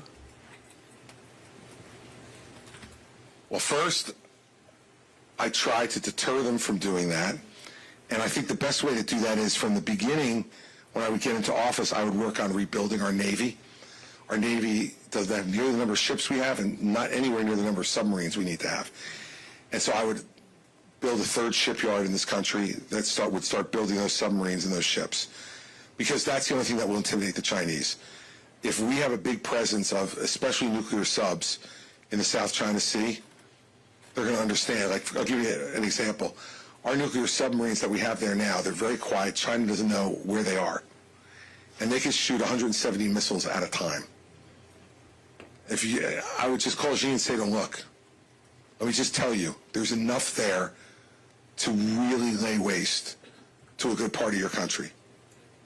You want to try me? Try me. But I'm a lot closer to you than you are to me because of that submarine capability. So I try to deter him. If he decided to do it anyway, then we'd have to go to war there. We cannot permit him to take Taiwan over for two reasons. One, because based on the answer I was giving back here before, we have friends that are counting on us to stand up for free people in this world. And if we don't, then everyone's going to head for the exits to be friends with America. Second, as a practical matter, 2/3 of the world's semiconductors are manufactured in Taiwan. You can't do anything anymore, anybody, without a semiconductor. You can't start your car without a semiconductor. You can't turn your heat on in your house without a semiconductor. And we all know those phones that we're slaves to are always semiconductors, right? We do everything from those. Do we want the Chinese? He was talking, well, he's not there. But when he was there, he was talking about natural minerals and what around the world that the Chinese take control of. They take control of semiconductor manufacturing. We're in big trouble. So for those two reasons, I would absolutely enter into war with China over that. But I've got to do everything I can, both from a signal sending perspective and a practical perspective in terms of the building of ships and subs to make them understand that the juice isn't worth the squeeze and leave it alone. But we've had a decade of weakness from Obama, Trump, and Biden. And that's why Putin's in Ukraine. That's why Hamas attacked Israel. And that's why Xi just said 2 weeks ago, we will reunify Taiwan. They're testing us because they know they've had some weak presidents in there. Look what happened. When Obama was there, they took Crimea away from Ukraine. Trump started to do the right thing in Ukraine, and then he started to trade weapons with Ukraine to get dirt on Joe Biden and got impeached for it. Then you got Biden, when he came into office, said, well, a small incursion probably wouldn't be bad. Well, what he found out was Putin describes small much different than he does. Right now we've got Russia and Ukraine. As soon as they saw that happening, it wasn't going as well as they thought, they had to set up a distraction somewhere else in the world. So Hamas comes in and invades Israel to distract America to the Israeli problem and away from the Ukrainian problem. And by the way, it's working. So if you're the Chinese right now, and the only choices are Trump or Biden, you go, now's the time. Now it's time to make a move because neither one of them are going to take us on. Trump because he's a coward, and Biden because I just don't know when he's all there most of the time. I just don't. I mean, I don't mean that to be flippant, but I mean, just the stuff that's happened in the last 2 days. Like, you don't know your own defense secretary. He's in the hospital getting his prostate removed and is under anesthesia and has transferred power to the deputy. Like, it might be something you might want to know if you were president. And it tells me one of two things. Either he doesn't remember, or they shield him from things because he can't deal with it. Either one. If you're Xi in China, you're like, now's the time for me to move. And by the way, if China were better prepared militarily, I think they would have moved already. But, I talked to the former chairman of the Joint Chiefs of Staff probably 2 months ago, and he said China knows that if they've gotten a war with us right now, they'd lose. But that may not be the case in 2 years or 3 years as they're building their military up. So we got to be ready to move. All right. We can take 2 more questions before I let you go out as I see the snow continuing to pile up out there. Yes, sir. Thank you, Governor Christie. What a pleasure to be here and to listen to your knowledge, your thoughtfulness, and some very key parts of what I'm sure would be your platform. I wonder if you could share with us maybe 4 or 5 just ideas of the principal things that would be on your platform for your first 2 years as a president. Well, you heard a few of them already, right? The border issue would be the first thing that I would work on. Second, the rebuilding of our Navy, incredibly important. Third, let's talk about spending. Social Security, we talked about. So fourth, let's talk about spending. We're $34 trillion in debt. It's incomprehensible that we're at that number. And so we have to work on lowering spending in this country, because not only is it putting our great-grandchildren now in debt, but it causes these interest rates to be as high as they are because we're crowding everybody else out of the credit market. And as a result, the interest rates go up because they can charge more because there's more of a demand for it, right? So on the spending side, I dealt with something akin to this in New Jersey when I came in. When I came in, we had an $11 billion deficit on a $29 billion budget. And I had 5 months to fix it, because you have to have a balanced budget in the state, right? And our fiscal year ends June 30th. I got in January 19th, so I had 5 months. And I did two things. The first thing was I wound up impounding $2 billion worth of spending that had already been appropriated, because I said, it's a disaster, the budget's a disaster, and under the Disaster Control Act, I could take this spending back. The analogy to the federal side would be, we need to go back to pre-COVID levels of spending. We're still spending at the same level that we spent during COVID. I mean, COVID's over. I know some people are still getting it, but we don't have the people dying at the rate and being hospitalized at the rate that we did 3 years ago, 2 years ago. That would take $1 trillion off of the annual deficit. Right now, the deficit's like 1.7, 1.8 trillion. That would take $1 trillion off right away. I would do that first. Second, to get at the next 700 or 800 billion, I would go to zero-based budgeting, which is what I did in New Jersey. And what that is right now the way they do budgeting, well, they don't really do budgeting in Congress. They just keep passing continuing resolutions. But if they did budgeting, the way they would normally do it is you'd start at what you spent last year and see how much more you increase it. Zero-based budgeting says everybody comes in at zero. And now justify to me every program in your budget. I did that in New Jersey. It took me 3 meetings a week, 6 hours each meeting for 6 weeks to go through every line item in the budget. And we eliminated 832 programs by doing that and balanced the budget without raising taxes. And that kind of discipline is sustainable, because in the 8 years before I became governor, the New Jersey budget went up 50% in 8 years. So about 6.5% a year every year. In the 8 years that I was governor, the budget went up total 15%. So less than 2% a year every year. As a result, we never had another deficit problem, and I left my successor with nearly $1 billion surplus when I left. It will take us every bit of 8 years of zero-based budgeting to get this under control. It will not happen in 4 years. It will take 8, because the numbers are just too big. But I think it can be done, and that's what we need to do, so that would be a priority. Freedom of choice in education. I would eliminate the Department of Education and take the $80 billion that we spend in the Department of Education every year and say to every state, if you give parents freedom of choice about where to send their kids to school, I will send you this money to help fund it, rather than having a big bureaucracy in Washington, D.C., that all they do is send out money with huge strings attached to it. I think our public education system is failing, and the proof of that is 39% of our 8th graders this year could not read at grade level. 25% of our 8th graders couldn't do math at grade level. And we spend $400 billion a year on public education, K to 12, in this country, between local, state, and federal tax revenue. We've got to do better than that. That would be a priority as well. And that would probably be more than enough for the first 2 years to get and bury myself into and see how much of that I could actually get done. But those would be the big priorities for me, because I think that's all about the future of the country: lowering debt, increasing our educational proficiency, protecting our borders, making sure our military is the best it can possibly be, and make sure we protect our seniors long term to have the social safety net they need with Social Security, and the same rules would apply to Medicare.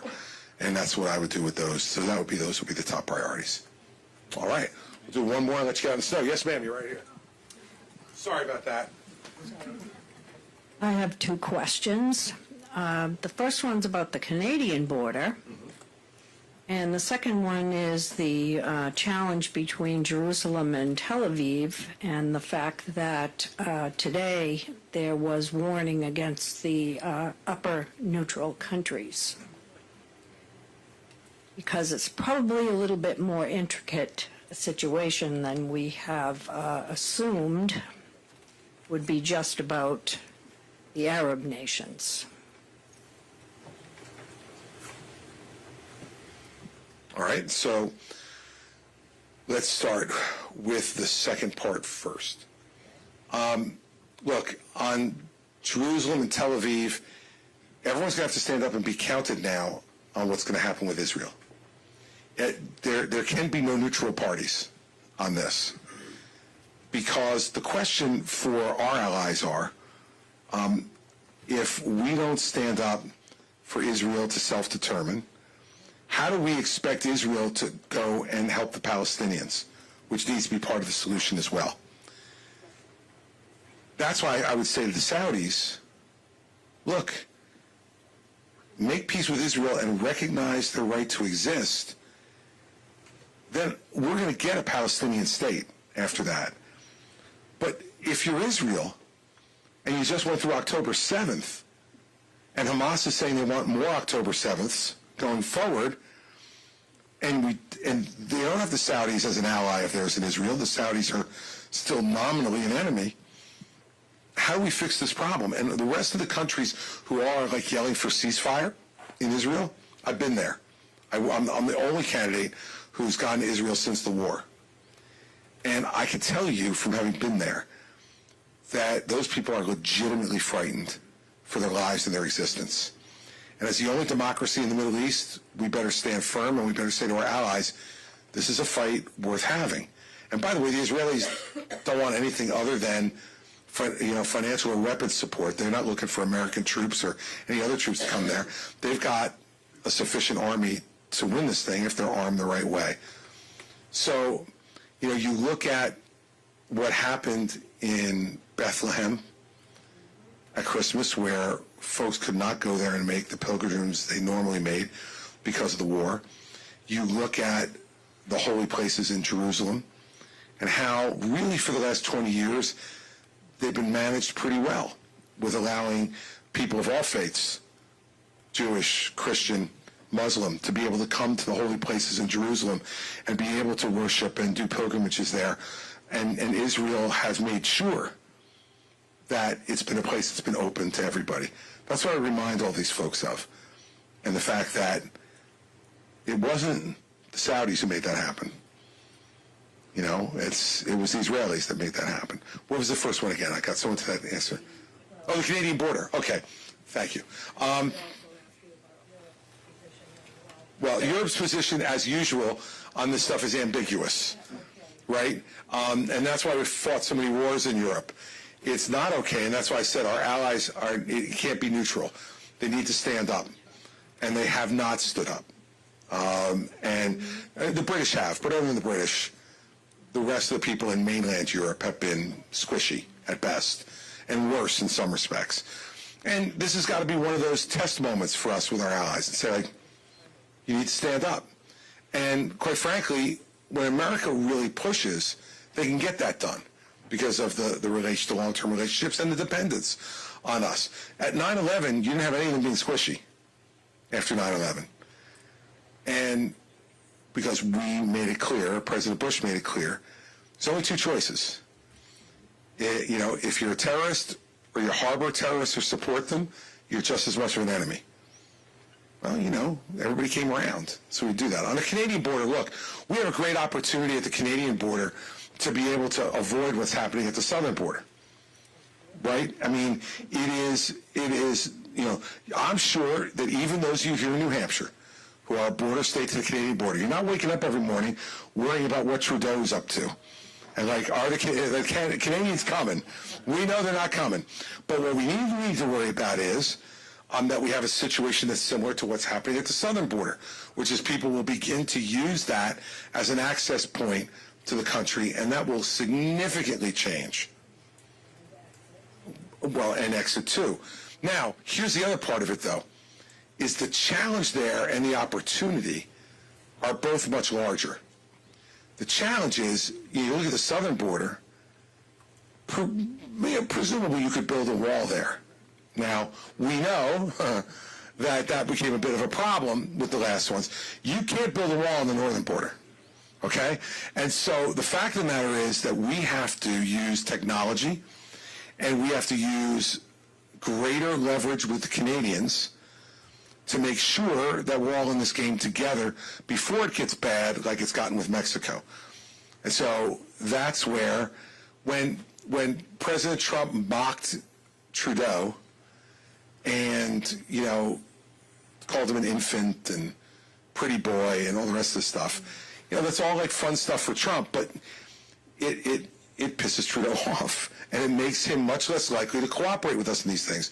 We got to remember this is still a human business, and you're interacting with other human beings who have feelings and pride and ego and all the rest of it. We're not the only ones who own that. And so my strategy on the northern border would be, first off, my first 2 calls as president-elect would be to the president of Mexico and the president of Canada. And the reason for that is we live in the greatest neighborhood in the world. And they need to be acknowledged for that. And we don't do that. We take it for granted. We shouldn't take it for granted.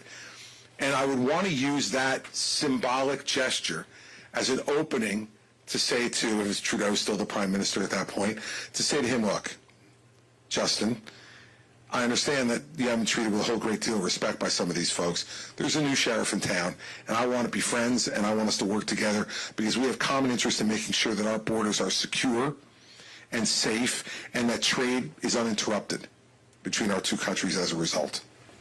And I would do the same thing with Mexico. It'd be a harder deal in Mexico than in Canada, I suspect, but I think you have to focus on that. And, you know, we also need to use our intelligence capabilities to determine what are the most vulnerable areas of the border and be using electronic technology and manpower where we need to try to secure those areas. We can't do the whole border. That's ridiculous. It's just not going to happen. Too big, too vast. But we can use intelligence capabilities that we have both here and in Canada to be able to make that determination. We share intelligence with the Canadians all the time, and they with us. We should share that intelligence and then work with them to make sure either they or we are manning certain parts of the border to try to prevent what you're talking about, both in terms of entrance and exit. So that's the way I would deal with it. All right, so now here it is. We're in Rochester. It was snowing when I got here. It's still snowing, and it's starting to pile up a bit out there. And I didn't cancel. No, I did not cancel. We don't cancel. We do not cancel. As you can tell, I like talking too much. I gotta cancel. Look, I'll end where I started, which is, this is your call. Like, I don't want to hear any moaning or complaining from anybody in New Hampshire. You have an opportunity that no one else in the country, except for Iowa, kind of, has. Which is you're the presidential wine tasters of America. Like, you get to taste all of us. You get to see all of this close. I can guarantee you, once we get past, and South Carolina's not even as up close as all this is. You get past South Carolina, the only people that are gonna see us are people who are watching TV. No one's gonna see us like this. And certainly no one's going to get to sit here for an hour and a half or 2 hours to ask questions. And so with that absolute privilege comes a responsibility. Don't just do what the media and the pundits are telling you is inevitable. Trump is not inevitable. He doesn't have to be. But only if you're going to stop him. You got to send the message. And I know, because I've been out here doing it now for months, it's hard. Because some of these Trump supporters are the loudest and the angriest. And it's hard sometimes to stand up. I tell the story all the time. I had a woman in Nashua. I was leaving a restaurant, and as I was walking by her table, it was a little woman that looked like she was in her 70s, and she grabbed my arm, and she said this, she goes, "Make sure you keep going after Trump. You need to stop him." And I said, "No problem, I will, but why are you whispering?"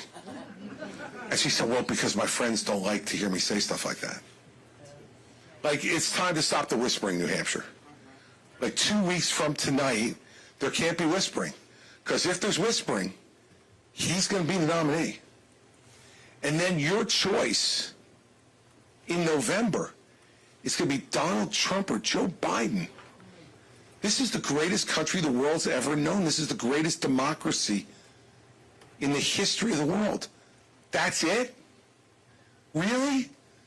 I mean, you know the rest of the world's looking at us going, come on, they can't be serious. They can't possibly be serious. And worse, I think about Isabella. And I want her family to be able to point to the White House again and say, be like that person. Act like that person. Speak like that person. Feel like that person. Care like that person. Yes? One more question. This kid has been... Were you? Did you ever hand up and I didn't see you? I did. All right, all right.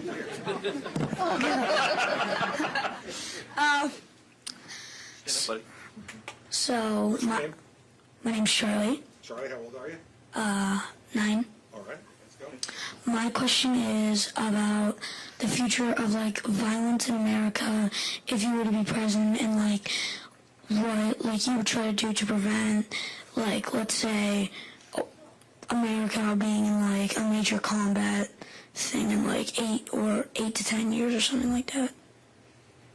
Yeah, because 8 to 10 years, it might be you having to go, Charlie. So, like, all politics is local, isn't it? Look, I think the best way, Charlie, to stop a fight from starting is to let people you know that you're not afraid of one, and if there is one, that you'll be prepared to fight. So, if you're on the schoolyard, and there's a bully on the schoolyard, and he's trying to bully you around, and you stand up to him and say, like, I don't want to fight you, but if you fight me, you're going to get the worst end of it. And he looks at you and he knows that you're serious by the way you look and the way you act, that you don't want to fight, but if he's going to take a swing at you, you're going to be ready to fight back and to win. I think that's the best way to avoid violence and avoid us being in a big conflict around the world where we'd have to send people like you to go and fight it and risk your life. And I think the hardest thing the president ever has to do is to make that decision. And everything that you do should be to let people know we will stand up for what we believe in and we are prepared to fight, but we would rather shake your hand. We would rather be your friend than be your enemy. We would rather see you do well and us do well. It doesn't have to be one or the other. Everybody can do well if we work with each other and we cooperate with each other. And I think those are the things that the president needs to be saying and preparing for to be able to avoid a war like that. And so I understand that especially as you're growing up, looking at the world the way it is right now and how angry people are and the stuff you see in Europe and the stuff you see in Israel, that if I were 9, I'd be thinking, like, can't you guys get it together?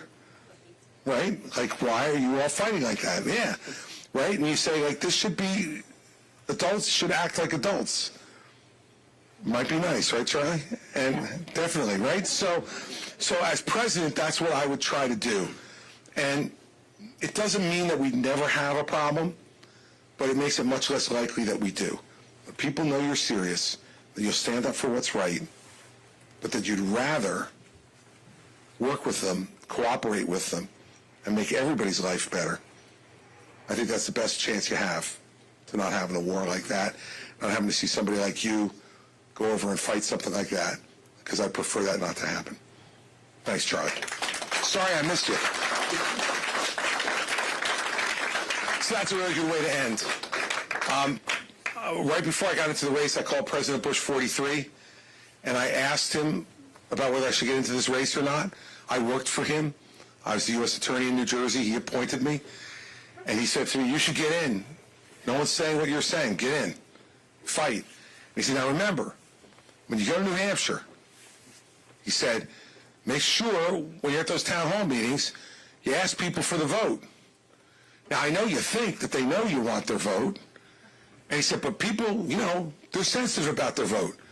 And if you don't ask them for it, they may think you're not respectful enough of their vote. So ask for the vote. Don't forget to ask for the vote. I said, absolutely, Mr. President, because you hear me? Ask for the vote. I'm like, yes, sir, I got it. I said, thanks for the advice, Mr. President. And he said, yeah, who would listen to me anyway? I only won it twice. And so I want to make sure I do that to honor my friend and the person who got me in this business in the first place, President Bush 43. I want your vote. I need your vote, need your support to be able to keep this going. I want to stand up to Donald Trump, and that's what I've been doing every day of this campaign. And it has at times been a lonely adventure. But the reason that I don't feel completely lonely is because of folks like you, who when I start to say these things, look at me and smile and nod. Like, you get it. Well, now I need not only your vote, but I need you to talk to all those friends of yours and colleagues and relatives and neighbors who are all trying to decide now what to do. And they got a chance to make that choice in 2 weeks. So in these 2 weeks, we got to make sure you're talking to everybody. Whoever you're going to vote for. Like, look, I want you to vote for me, obviously, but even if you're going to vote for one of the other folks, get out there and make sure you do, and make sure you advocate for the person you believe the most in. Because only if we get everybody participating and doing this do we get a situation where we get something better than what we're being offered right now. And that's the most important thing to me. Because we do have 4 children who are older now than when I came here the last time. But even though they're 30 and 27 and 23 and 20, they still, God willing, have the majority of their lives ahead of them. And I want this to be the great country that it's been for me for most of my life, and giving me these opportunities to be the great-grandson of the guy who got on the boat as a mason that came over and helped build New York. And amazingly, the grandson of a guy who was born on the boat. If my grandfather were alive today, he would not believe this, that a guy who was made an American citizen when he was 4 days old came over here at that age with parents who couldn't speak the language, that his grandson is getting a chance to run for president of the United States. That's what this country is all about. That's why she should have hope. That's why he shouldn't be worried, because that's what this country has always provided.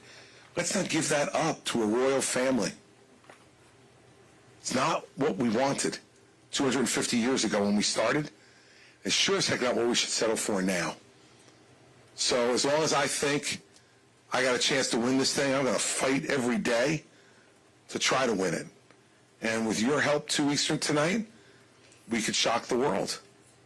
If we do that, then I'm going to be the next president of the United States, and we're going to do the things in those first 2 years that I talked to you about. And different than other candidates, I love doing town hall meetings. I did 150 of them in my first 4 years as governor, and I'm going to keep doing them when I'm president, because that's the way you find out what people really think, when you give them the opportunity to talk to you up close. And so we'll keep doing that. You give me the honor to be your president. I'll be your president, not anybody else's. And I appreciate you coming tonight very much, and drive home safely.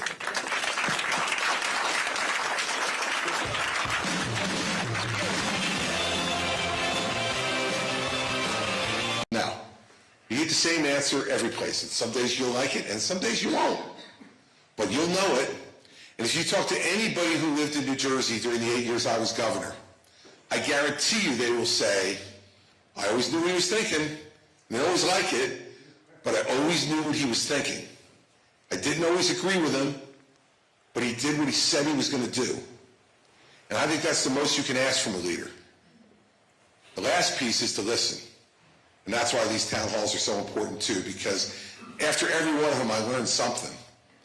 By the questions you ask, the way you ask them, the intensity you ask them with, because it teaches me about what you really care about and what really drove you to be here tonight. So let's get to that part of it. Enough talking from me, at least about the speech up front. Let's give answers to questions. So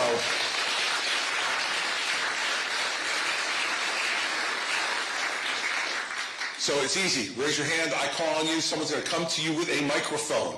And the only reason we care about that is because the great people back here from the press, they want to be able to hear your questions and get them. Because if you say something really wild, they want to make sure they can report it on the news and hear it. So who wants to start? Sir, right there in blue shirt. And here comes the microphone around. Someone's got to be the first. That's the way it goes. You're not going to like this, probably. That's okay. Hey, my name's Michael Frank, and I'm just over the hill in Spofford. And I have to give you a disclaimer. I'm a lifelong Democrat, but I'm not a plant.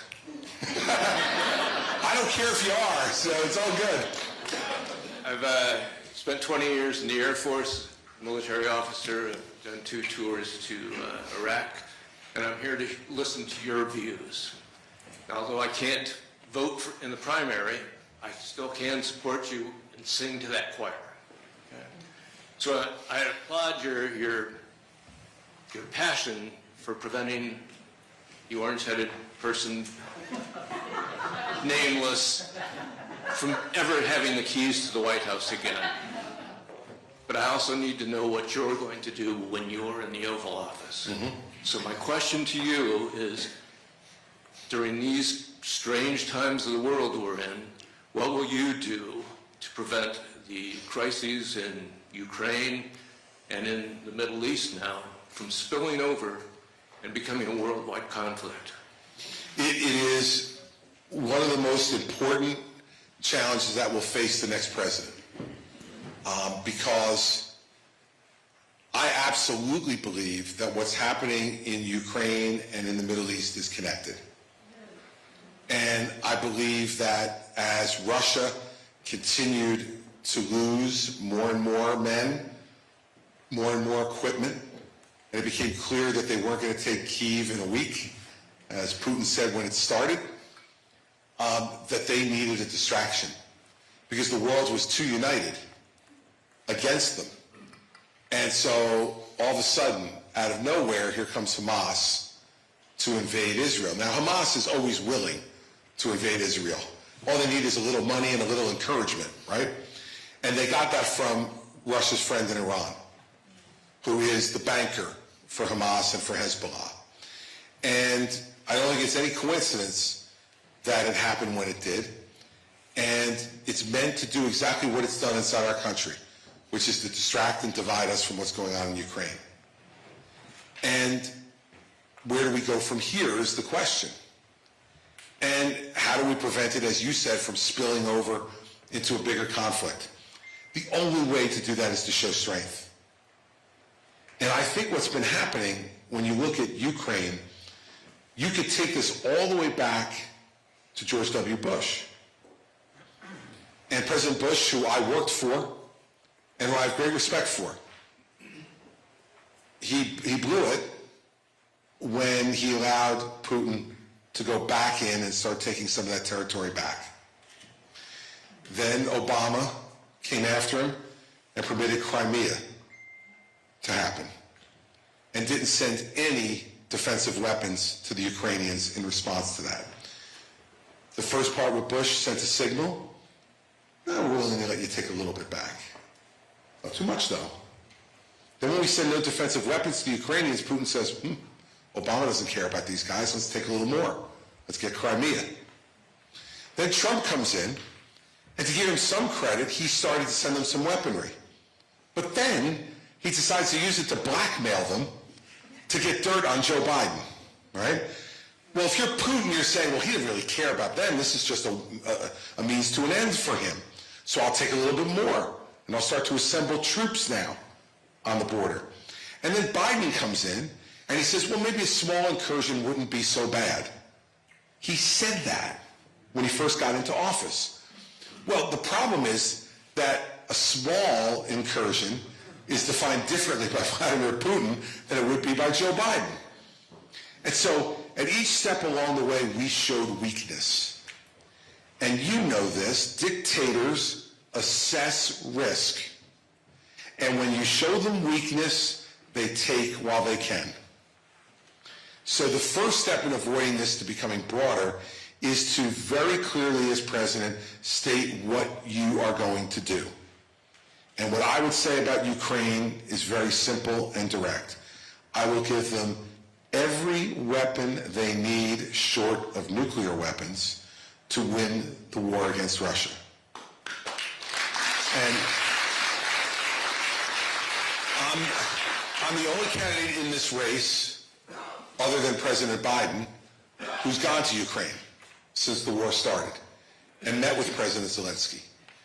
And one of the things he said to me very clearly when we met for an hour one day in Kyiv was, please tell every American you speak to, we don't want American troops here, and we won't accept them.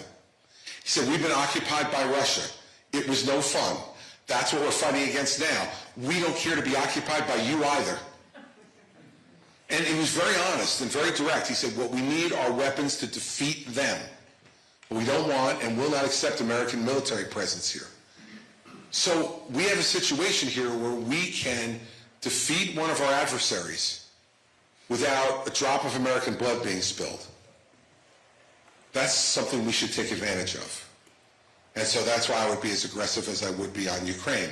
Now, to move to Israel, look, I'm also the only candidate, except for Joe Biden, who's gone to Israel since the war started there on October 7th. And I have to tell you that what I saw there was breathtaking.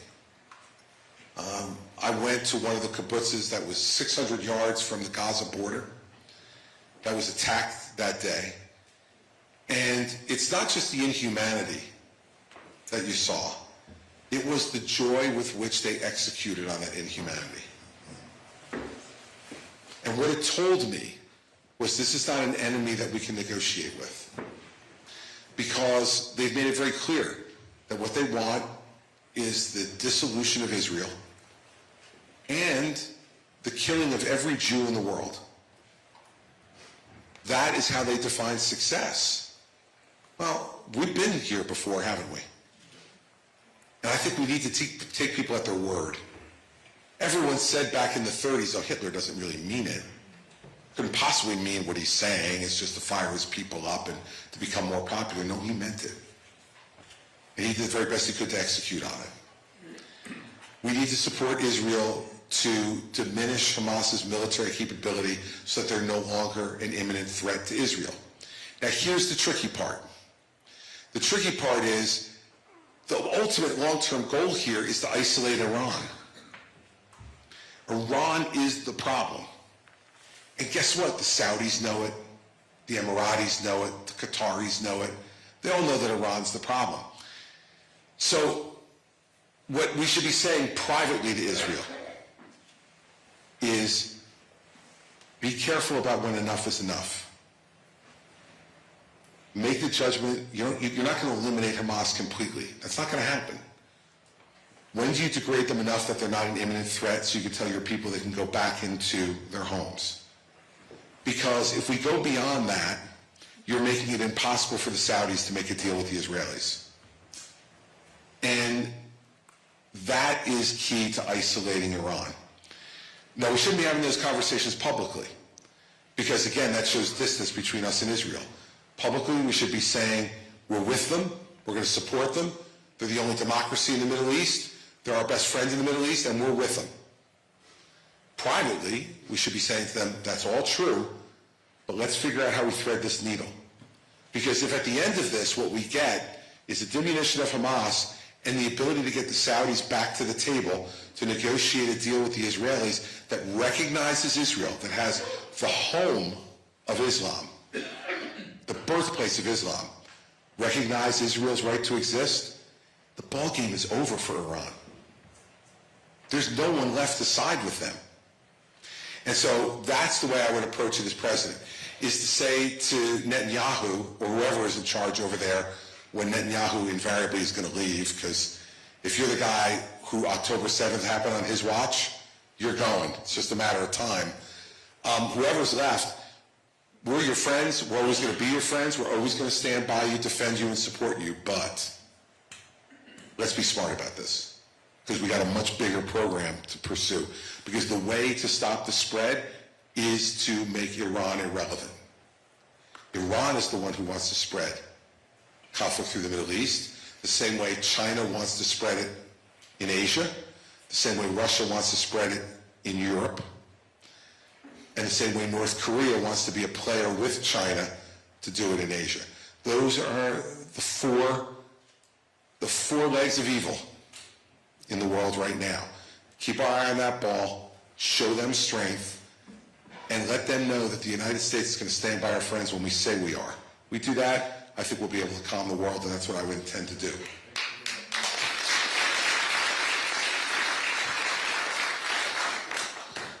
Hi, I'm Nikki Clement from Henniker, New Hampshire. I saw you 4 times in 2016, and I voted for you. Thank you. You're welcome. My question is, tell us what you will do about rebuilding the pipelines, rebuilding the wall, stopping DEI, all of this stuff that's going on, defunding police. What will you do? Sure. So let's take all 4 of those in order. I would use the Federal Energy Regulatory Commission to make sure that natural gas pipelines get built from Pennsylvania to New England so that your only choice is not home heating oil to heat your homes in the winter, but that you have natural gas, which is abundant in Pennsylvania and in parts of New York, but very much in Pennsylvania, to get that here. And in terms of the pipeline, whether it's the Keystone Pipeline or any of the other ones, I think it's a good thing for us to be importing oil from Canada. Canada's a friend, and we should be having free and open trade on all things with Canada and Mexico. We live in the greatest neighborhood in the world, and we should acknowledge that every day. We're just talking about some pretty ugly neighborhoods. You know, I know you border Canada. I don't think any of you are waking up in the morning going, what's Trudeau doing? Is today the day he's sending the troops down here to New Hampshire? You know, we're not worried about that. But let me tell you, every morning they wake up in Israel worried about that. Every morning they wake up in Ukraine worried about that. Every morning they wake up in Taiwan and South Korea worried about that. And so we need to exploit those relationships and make sure that we're supplying our friends in Europe, us in Canada and Mexico, all of whom have abundant energy, should be supplying it to Europe, not the Russians. Don't make them dependent on the Russians. Let them be dependent on their friends. So that's what I would do on pipelines. On the wall, look, please do not fall for this again, okay?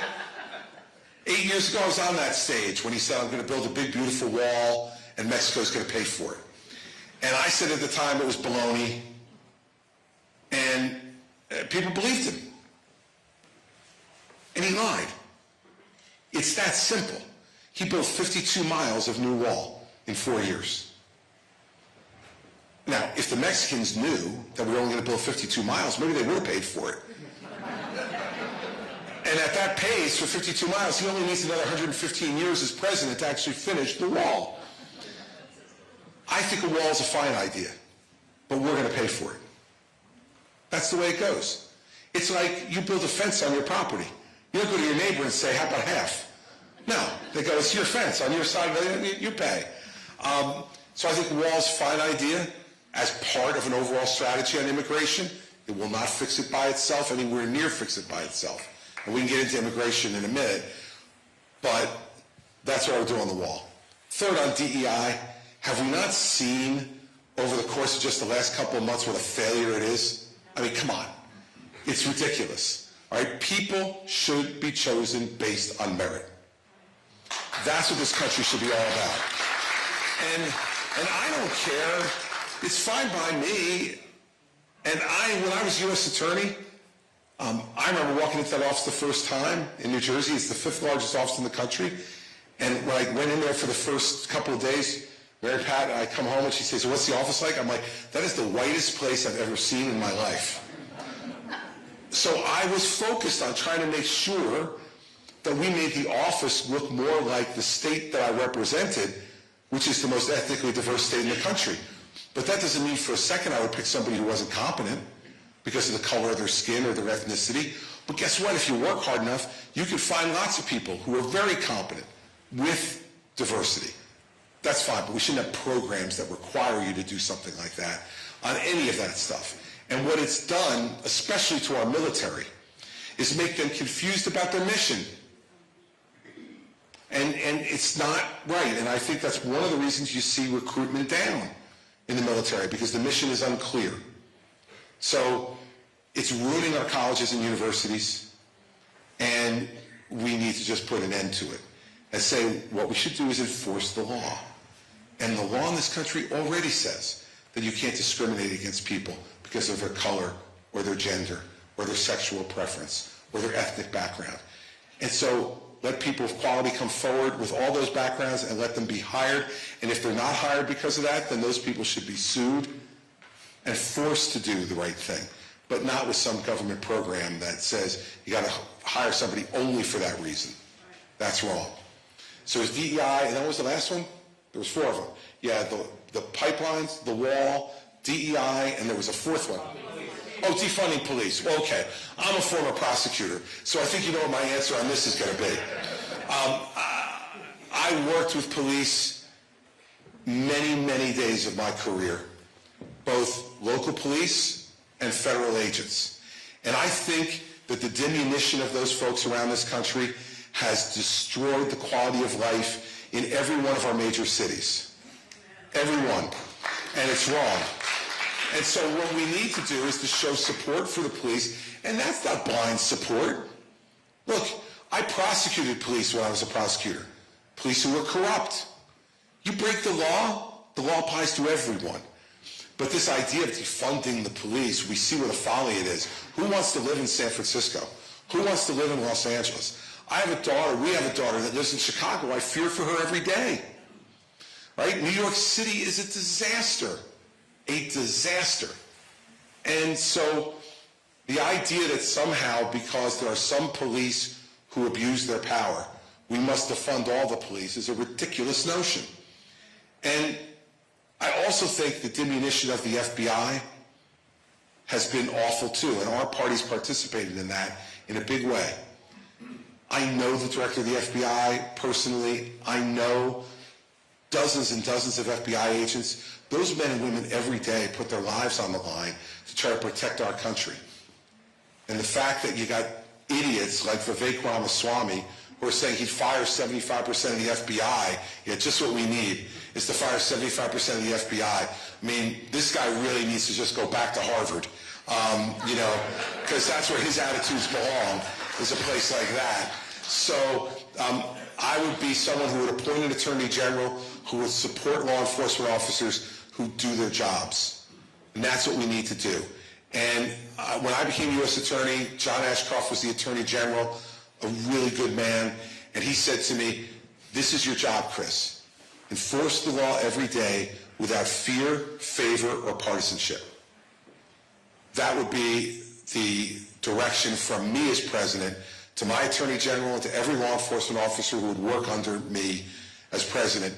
Enforce the law every day without fear, favor, or partisanship. We get back to that, our country will be safe again, our country will be secure, and our country will have justice. And that's the job of law enforcement, is to ensure that justice is done. So that's what I would do on those 4 things. Thank you for asking. She's coming right behind you with the microphone. There you go. You got it. Hi, my name is Len Gleish. I live in Keene, and I also live in New York City. I would like to know what it is that you would do, what you said that the president must do when he comes into office, which is unite the country. What are the things that you would actually do?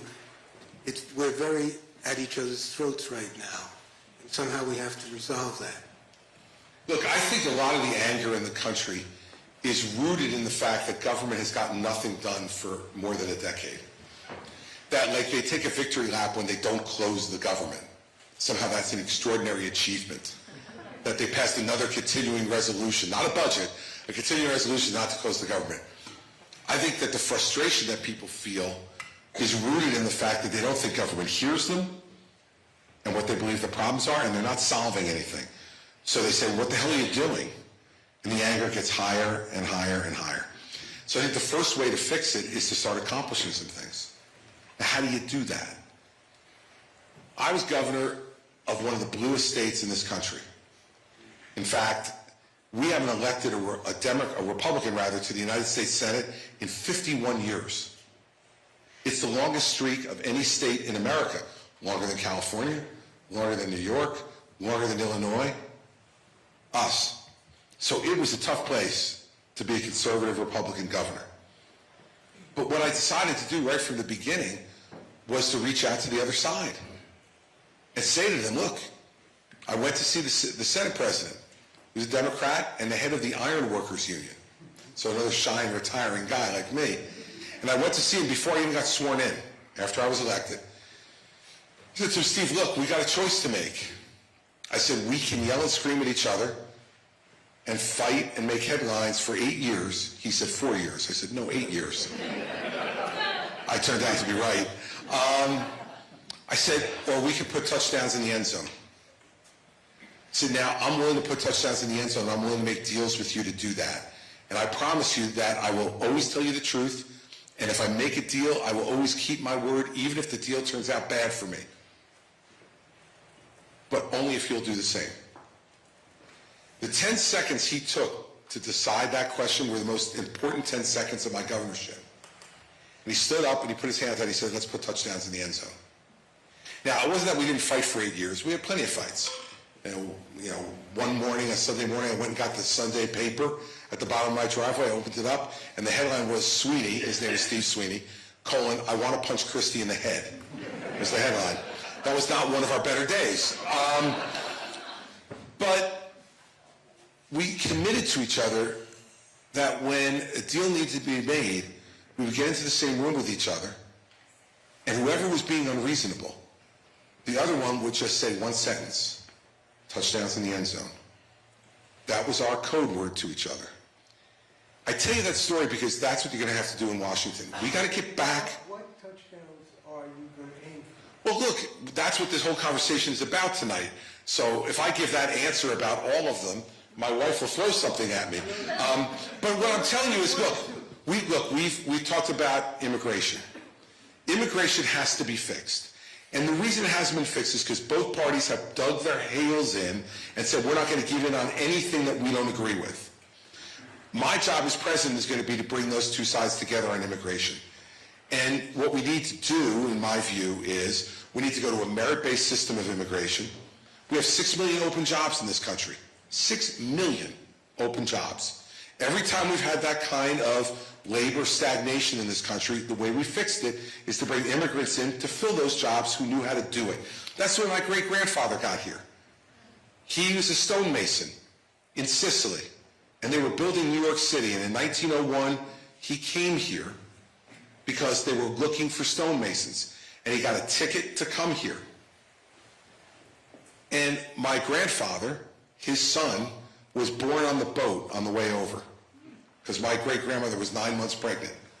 And she says, you wouldn't let him go to America by herself. No chance. So she got on the boat, and she gave birth on the boat. And my grandfather told me the proudest day of his life was a day he doesn't even remember. He was 4 days old when they got to Ellis Island, and they made him an American citizen when he showed up there. And we can't let those stories stop. So we need merit-based immigration. We need E-Verify so the employers know, are they hiring someone who's legal or not, so that the employer gets treated fairly and the employee gets treated fairly. But here's the thing. To do that, we're going to have to give the Democrats something, because they don't want to do either of those things. So maybe it's something on Dreamers. Maybe it's something on Path to Citizenship. But we're going to have to give something to them if we want to get to a solution. That's what I mean about putting touchdowns in the end zone. How about on debt? Democrats know just as much as we do that $34 trillion in debt is unsustainable. They know it. But they don't want to be the person, like when he said, oh, I have to be the first question, right? It's never comfortable. They don't want to be the first one to say, here's what we need to do to fix the problem. I had the same problem in New Jersey. I inherited an $11 billion debt on a $29 billion budget. And it had to be balanced in 5 months. I came in January. The end of the fiscal year was June. So I went out and made the first move and said I'm impounding $2 billion in spending under my emergency powers of all kinds. And the Democrats went wild. They called me a dictator and Attila the Hun and all this stuff, including my friend Steve. So the next morning when I got to the State House, we were pulling in, we parked next to each other, we were pulling in at the same time. So we got out of the car And I put my arm around him and I said, hey, I read what you said in the paper this morning that I'm a dictator and you're against all this stuff. So you know what I'm going to do? I'm going to go upstairs, I'm going to revoke the executive order and put the $2 billion in spending back in, and then you guys can figure out how to cut it. And this is politics. He looked at me and said, Governor, hold on. Don't overreact. Because that was just stuff we say in the newspaper. What you did was fine. We went ahead and focused on fiscal conservatism. And in the 8 years before I became governor, the budget went up 50%. In the 8 years that I was governor, the budget went up 15%. Less than 2% a year. And every one of those budgets was approved by a Democratic legislature. Do the same thing as President of the United States. We need to go back to pre-COVID levels of spending. That'll take $1 trillion off the deficit immediately. Just go to pre-COVID levels of spending. And then I do zero-based budgeting. That means, and it's what I did in New Jersey, you go in and every department starts at zero. Not where they were last year, at zero. And justify every program that you have. That way I eliminated 832 programs from the New Jersey budget in my first year. And we balanced the budget without raising taxes. Now, that also made me wildly unpopular. My popularity went from 55% to 38%. That's what you have to do as president. You got to be willing to take that hit. Ultimately, what happened? We got fiscal discipline for the next 7 years because they saw that I was not moving. And I wasn't scared by the fact that I had become less popular. And what happened 3 years later? When I was up for re-election, I got 61% of the vote in the blue state.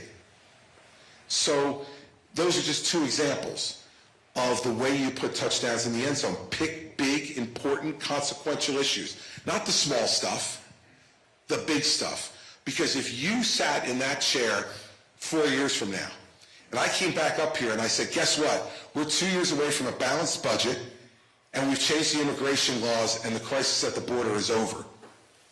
If those are the only two things that you thought I accomplished, you'd probably be fairly happy, right? And so don't underestimate people's understanding of how hard this is and go after and grab the big things, because they're the things that matter. Because his questions are going to be occupying me too.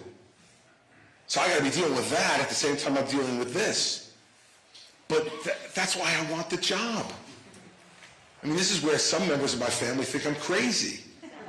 Like, really? This world, you want to come and take over this at the moment? But this jazzes me. I think that's the challenge I want. We got to return this to being a human business. I'm going to have to spend time with all these people, even if I don't like them. I'm going to have to use the home court advantage of the White House, Camp David, Air Force One, Marine One. Like, I got a lot of advantages and a lot of ways to persuade. And I'll use every one of them. I used to call every state legislator on their birthday in New Jersey. Every one, every year. I didn't want to. But it became a thing. And then if I didn't call them first thing in the morning on their birthday, they'd be calling the office. Is the governor okay? Is everything good? Is he mad at me? But the conversation was not just happy birthday. It's just, so what's going on with your family? What stuff are you really interested in that we're working on right now that we're not making any progress on?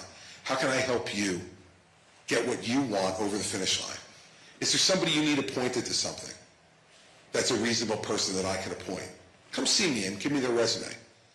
Like, that's what those conversations lead to. And then, when you get that close, it's a lot harder to hate up close. That's right. A lot harder to say no. And look, that takes time and effort, man. It does.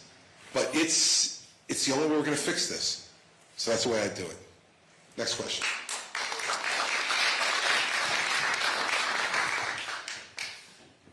With the U.S. national debt surpassing $34 trillion, a lot of people are worried about the state of the economy, and it's one of the biggest issues that people tend to vote for on polls. And so I was wondering, if you were president and you had theoretical control over the spending of the United States, how might you manipulate the U.S. spending pie chart in order to help fund the projects that you would like to see, while also lessening our spending to help with the debt issue? Look, part of the answer is what I was saying to him, which is you go back to pre-COVID levels of spending. We increased spending during COVID astronomically, right? Now, we had to in some respects to keep our economy afloat, to keep people who couldn't go to work fed and housed and all the rest of it. Okay, but that's all over. I mean, I know there's still people who are getting COVID now, but it's nowhere near the crisis that it was 2 or 3 years ago. So why are we still spending the same amount of money? It's crazy. So part of the way I would use the powers of the presidency to manipulate that is go back to pre-COVID levels of spending. Second way, though, is that when you go to something like zero-based budgeting, you got to make hard choices. And some of those choices are going to be unpopular. But you got to do it because, think about it, 24 years ago, people here in New Hampshire, probably some of the people in this room, were coming to town hall meetings with George W. Bush and Al Gore, and their biggest argument was over how to spend the surplus. Right? Seems like forever ago. But it actually happened. And the fact is that we can get back to that, but it takes discipline to do it. The other reason that we need to do it, and the way it affects our economy, is interest rates. Because the more money we borrow, the more pressure we put on that credit market, the more those interest rates are going to continue to stay high. And that prevents people from buying homes, it prevents them buying cars, borrowing money to increase their business. And so the other way it helps the economy to stop spending as much is when we start borrowing less, it creates more space in the credit markets for you to borrow, to do what you think you need to do. Buy a home, buy a car, start a business, increase the size of your business. All that will add to economic growth in this country and make the country more prosperous and make each individual have the potential to be more prosperous. But just remember that some of the stuff I'm going to do you're not going to like, right? There's going to be a program I'm going to eliminate. You're going to go, whoa, whoa, whoa, not that one. You know, take this one over here. I like this one, right? So when you do this, you've got to understand that part of it is you're just going to not like some of the stuff I do. But as long as I remain consistent with the goal that you want me to reach, which is to stop adding to these trillions in debt, that ultimately, it's not even going to be your problem. It's going to be your children's problem. We have to stop doing that because ultimately people are going to stop lending to us. And then we're going to have an economy that's going to collapse. So there'll be a lot of hard choices to make. But we haven't made any of those hard choices now for 20 years.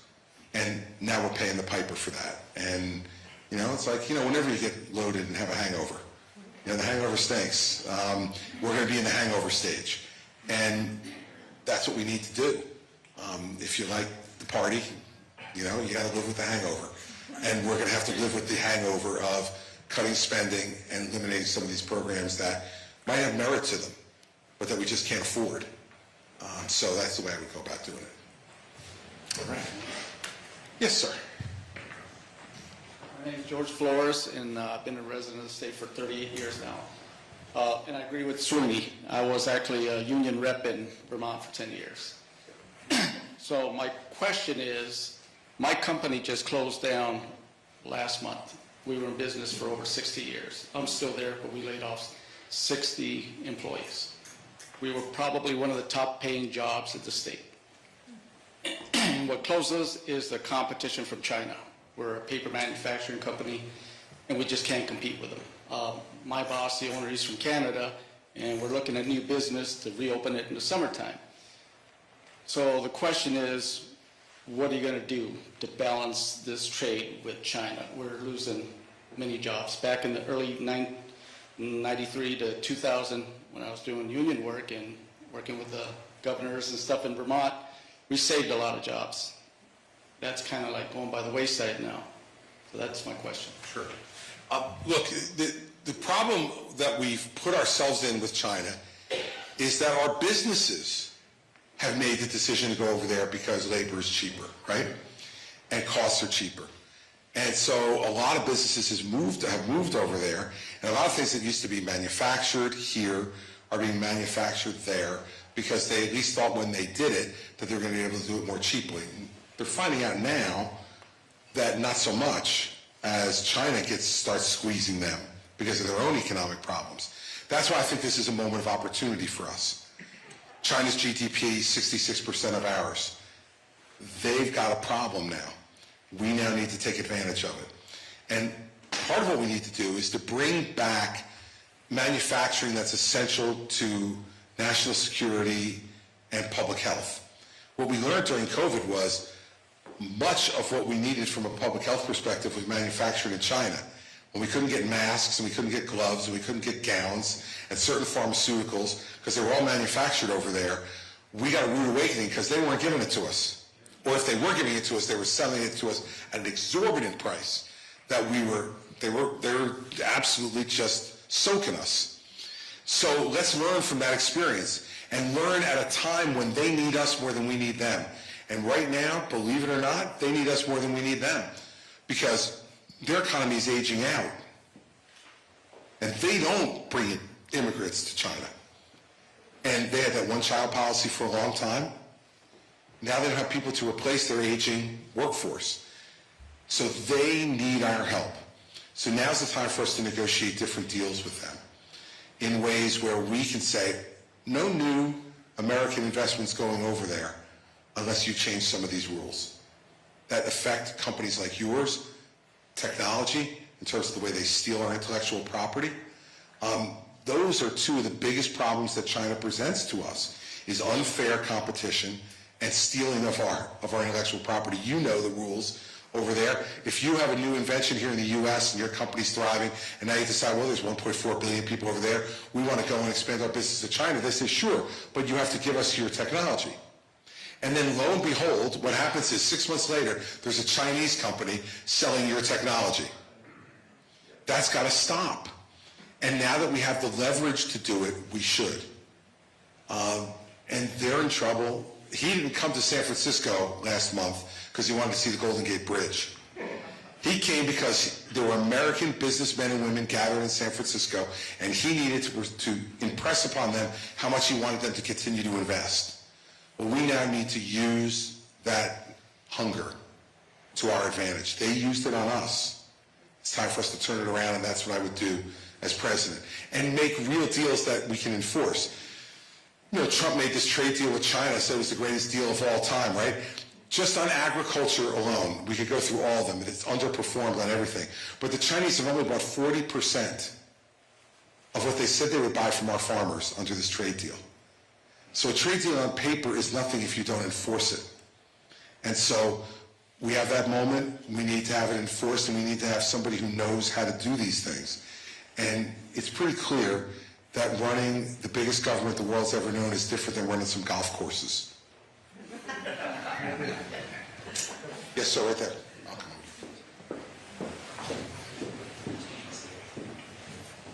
Hi, Governor. How are you? Hey, good. I'd like to take a moment, and you mentioned something about human business before, and I'd like to take a moment and tell you about someone named Jenna. Jenna grew up in what you might call a normal household. She had lots of friends. She was successful in school. By all accounts, she had the world in front of her. That changed when she was prescribed prescription pain medication, and it started her on a 6-year struggle of addiction. She wanted so badly to get better. And for a while, she was on a better path. In one conversation, she said to her mother, when I get out of treatment, me and you are going to go out, we're going to help people. That was her promise. She's tried so hard to realize that dream, but she lost her struggle with addiction. My little sister was 26 years old when she died. Our family picked themselves up, joined with the community. We worked to create a new model that challenges the stale, failing national model for substance use. And we are a pilot for the state of Vermont right now as well. But things are still bleak. We put up a memorial wall in one of our buildings, and it started with just a picture of Jenna. And over time, other people in the community in this small town of Vermont began to put up pictures as well. That wall should not have filled up so quickly. And it continues to do so. There's so many of them now. We envisioned this memorial as a wall with a few photos on it, but the tragedy of it is there's so many of them that we have to stack them up tightly, and they themselves have become a wall, brick by brick and frame by frame, this wall of loss, and yet we continue to see the deaths rise, and we build that wall a bit more, and collectively as a society, we go on with our day. We have an epidemic that has killed so many people that it has single-handedly brought down our country's life expectancy, and it's an asterisk in our national conversation. I'm grateful for your plan. I'm grateful that you're talking about this. You and Doug and Catherine Bergen were the only ones that are talking about this. But the front of this war is everywhere. And every time we speak out about it, every time we endeavor to help stem the flow, we are moving the line forward. And we can't solve the crisis until we're talking about it more. So you do that, and I'm grateful. That's why I drive 3 hours, and I've done it 3 times to see you so far this campaign. But my question to you is, how do we move this issue to the forefront so we're having a national conversation about it, just like we are about Ukraine and the border and climate change? What will you do to make this a prime issue of your professional career? Thank you. Well, first, thank you for coming again. This has been, as you probably know, a passion of mine since I was 30 years old. When I was 30 years old, I got recruited to join the board of a substance abuse center sponsored by the Catholic Church in New Jersey called Daytop Village, which was particularly for young people, for people 18 and younger who had substance abuse disorder. And so 30 years ago, I was 30 years old 31 years ago, so it was a long time ago. And what I learned from being there that I didn't understand before was that this is a disease. It is not a moral failing. And for most people, after the first time they take a drug, it's not a choice. And first thing that a president needs to do is to make that clear to the American people, that this is like heart disease, cancer, diabetes. It is a disease that kills people that has some contribution from conduct choices, as do heart disease and cancer and diabetes too, but is a disease that is very, very hard to treat, and that people shouldn't be stigmatized. Families shouldn't be stigmatized because a member of their family has this disease any more than someone who has any of those diseases we talked about. And the reason I think a president can change that national conversation is because we've seen members of the first family do that at times. You go back to Betty Ford, and she changed the national conversation on 2 issues in the 2.5 years that her husband was president. She was open and public about her breast cancer, the mastectomy she had, the treatment she had to have, and it gave women license to talk about it. And it changed the entire way we've approached treating breast cancer since then. And all the advances that have been made, I think, draw a line directly back to Betty Ford. And she did the same thing on alcoholism. And to admit, as the First Lady of the United States, that you're an alcoholic, and then to go and spend the rest of her life opening her own treatment center, talking about those issues. She used the platform she had to do that. I've spoken many times about later in my life, you know, the dear friend of mine, my law school classmate, who fell victim to the same thing that your sister did. He started on prescription painkiller because he hurt his back. And he's in the middle of a trial and he couldn't stop, so he went and got Percocet. And he got completely addicted and went on a 10-year odyssey of in and out of treatment centers. He was married to a physician, 3 beautiful daughters, partner in a major law firm. Every way you would define success, people would look at him and say he was successful. And his life ended in a motel room by himself with an empty bottle of Percocet and an empty quart of vodka at 50 years old.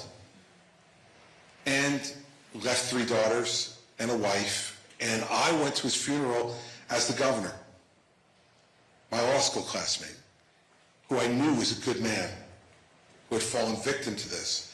We lost 110,000 people, as you know, last year in this country to overdose. It's the leading killer among 18 to 34-year-old men. This is an epidemic. It's the only job I ever accepted from Trump. He asked me to chair his National Commission on Opioids and Drug Abuse, and I did. And what I would do is what he didn't do. I would take that report, which I put together with Governor Baker from Massachusetts and Governor Cooper from North Carolina and Patrick Kennedy, who's in recovery himself, and we'll implement those programs. We need to understand that this is not a problem we're going to arrest our way out of. Addicts who we arrest just go to jail as addicts and come out as addicts. The people who belong in jail are the people who profit from this. And I would continue to prosecute those people in jail. One of the things that I think we need to do on the federal level that I did in New Jersey was when we did criminal justice reform, we lowered our prison population pretty significantly, enough that we could close 2 state prisons. So I closed one of them, but the other one I converted into a drug treatment prison. Because so many of the people who go into jail are addicted. And we have this fiction that they don't get drugs in jail. Of course they do. They get anything they want in jail. It's the way it works. And so what we did was, for folks who had a demonstrated addiction problem to drugs or alcohol, in the last year of their sentence, they got transferred to the drug treatment prison. And they started to get treatment then. And if it was an opioid situation, they would start to get medication-assisted treatment. By the end of their year there, we would qualify for them for Medicaid if they qualified before they left, give them their Medicaid card, and give them their prescriptions for their first 3 months of medication-assisted treatment, so that when they left, they could continue their treatment without all the bumps that happen for someone who comes out of prison. That program has reduced recidivism by those folks by 40%. Every one of those lives is a gift from God that deserves to be saved. And so the way I would approach this is to talk about it just the way I spoke about it now, and to do it regularly as president, and to go and visit treatment centers as president, and let people know that if a president can come and stand here, you should have one of these in your neighborhood. If a president's willing to say it's a disease, not a moral failing, then maybe people will listen. And what we need to understand is that this one kills indiscriminately. It doesn't matter what your race is, your ethnicity, your socioeconomic status, your educational background. It kills everyone. And that's why I think we actually have a chance to do it, because it's not isolated in one particular population. It's everywhere. And so I've spent the last 31 years of my life working on this, with some success and some personal failure. That friend of mine, when he was in one of his places of sobriety, he had lost his job at the law firm, and so I hired him in state government and said, okay, we're going to get you back on the road here, start this job, get your resume re-going, and then stay here for as long as you like until you're ready to go and get another job that you want. So I hired him, and about 7 months later, his boss asked for a meeting with me. He came to see me and he said, look, I found your friend asleep at his desk, and when I opened the drawer, he had an empty half-gallon of vodka in his bottom left-hand drawer. What do you want me to do? And I said, fire him. Nothing more I can do for him. Fire him. So he went back and fired him, and my friend called me and said, I can't believe you had me fired. And I said to him, we have to deal with this. And so, you know, when I got the call on that Sunday morning that he was dead, I certainly also felt a decent amount of guilt about it too. Because you wonder to yourself, how did I fail him? What more could I have done? Families are suffering through that every day in this country, every day. And we need to try to alleviate that suffering. And the way to do it is to make them feel like they're not alone. And they don't have to hide the problem any more than they would hide cancer or diabetes or heart disease. So, you know, I say this all the time. My mother was an addict. She was addicted to nicotine. She started smoking when she was 16 years old, which was 1948. When not only didn't they say smoking was bad for you, they said it was good for you. Gave you energy, made you more active and athletic, right? I mean, all the BS they were selling back then. My mother got addicted and she tried everything to quit. But she smoked over a pack a day, every day for 55 years. And at 71 years old, when she inevitably got lung cancer that had spread to her brain, her liver, and her kidney, we lost her inside 4 months from the diagnosis. And no one said to me she's getting what she deserves. She knew smoking was bad for her. She's getting what she deserved. No one said that to me. But would I have told anybody about my mother if she was a heroin addict? And would they have come and helped her? Would they have consoled her? I don't think so. And it's because we make a differentiation between those two, and we've got to stop doing that. So I can't express to you enough how badly I feel about your loss and your family's loss. But the only way that I can express it is by doing something about it. And you can count on the fact that if I'm president, I will.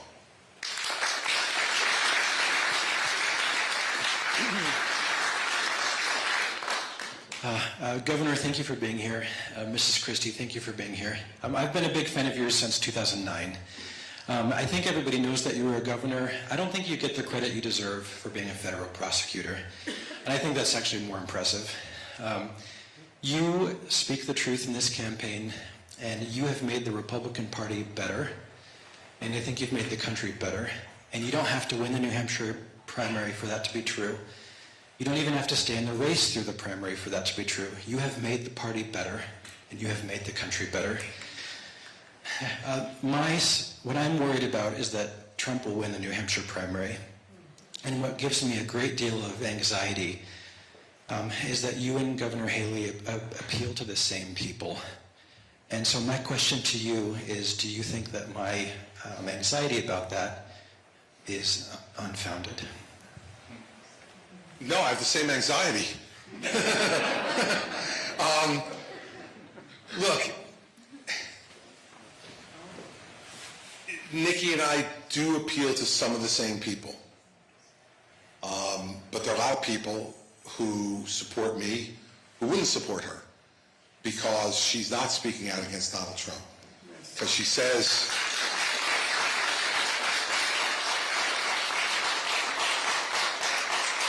Because she says he was the right president at the right time. Because she said yesterday again that she'd pardon him if she became president. Because she says that he deserved a break after January 6th. Because she won't say that she would refuse the vice presidency if he offered it to her. And so a lot of the people who are passionately supporting me in this state and around the country say, if you leave the race, I'm not voting for Nikki Haley. I don't know who they're going to vote for, because there's no one else saying what I'm saying either. Certainly Ron DeSantis isn't saying it. And Vivek Ramaswamy's not saying it, so that's all that's left. And so I understand why you'd be concerned about it. What I can tell you is this. I've made a commitment to tell the truth in this race, and I've made a commitment right at the beginning that if there ever became a moment where I felt like there wasn't a path for me to win, that I'd get out. But that has nothing to do with Nikki Haley. That has to do with what I can accomplish or not accomplish. And also, I wouldn't support her at the moment, even if I did get out, because of what she's failed to do. You know, she knows. You know, and this is why you'll remember, many of you, that I defended her in the fourth debate. If you watched. Vivek came after her, right? Said she wasn't as smart as his 3-year-old son. And look, I've known her for 13 years. This is a really smart, accomplished woman. And that's why I defended her, because that's the way I was raised. Like, you know, someone's getting picked on unfairly, and you have the ability to stand up and stop it, you stand up and stop it. And the press was so cynical afterwards. They were like, what was your motivation? Did you guys have a deal? I'm like, my motivation was I'm a decent human being. I know hard for you to believe, but like, that was my motivation. So I know she's smart, and that's why I defended her. But it's also why I'm unhappy with her, because she knows better. She worked for him. She knows what he's like. And she knows what he'd be like as president a second time. She knows better. And she won't say these things because she's playing politics with it. She doesn't want to offend people who are willing to vote for Trump. And not even that she thinks those people will vote for her this time. She's worried about next time. Because guess what? Next time, there's not going to be Trump. Either he's going to get elected, and then he's term limited, or he's going to lose again. And even at that point, I think even he may go away, at least a little bit. So she's thinking about the next time. And if I don't offend any of these Trump voters, maybe they'll like me the next time. We have a crisis in this country now. Our republic is at stake now. And so I appreciate your support. I appreciate your kind words about me. And I will tell you this. I will not accomplish. But I will never again support someone who I don't believe in. I did that 8 years ago. Trump was going to win after he won here and won South Carolina. I looked at it. I sat with Mary Pat. I said, he's going to be the nominee.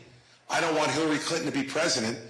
We've known Trump at that point for 15 years. I could try to make him a better candidate and a better president, so I'm going to go with him. I ran against him. I didn't want him to be president, but I'm like, okay, well, this is the choice it's going to be. I made a political judgment to support somebody, not a merit-based judgment to support someone. It was a mistake then, and it would be a mistake now to do that. And you get to make that mistake once.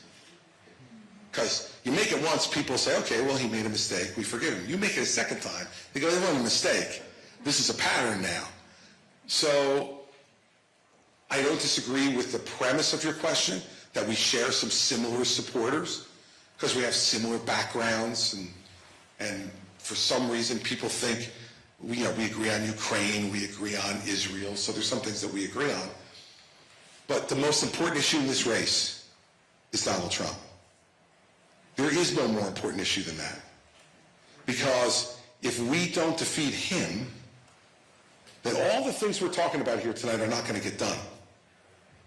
So, if I ever did get out of this race, whether it's before New Hampshire, after South Carolina, after Michigan, whenever it could be, whenever I came to the conclusion that I didn't see a path to me winning, she has to earn my support by what comes out of her mouth and what's in her heart.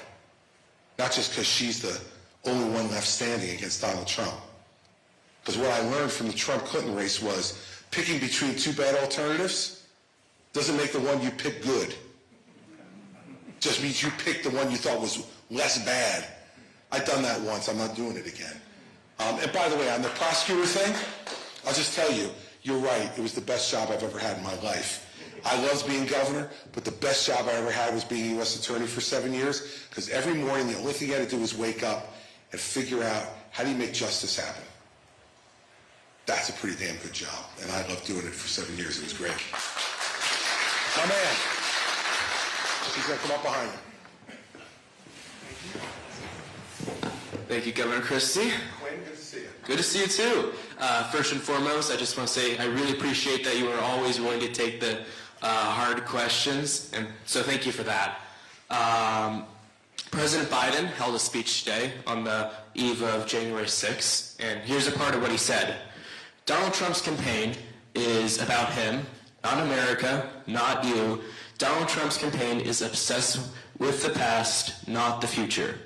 He's willing to sacrifice our democracy, put himself in power. Do you agree with President Biden? Thank you so much. Sounds like I could have written it.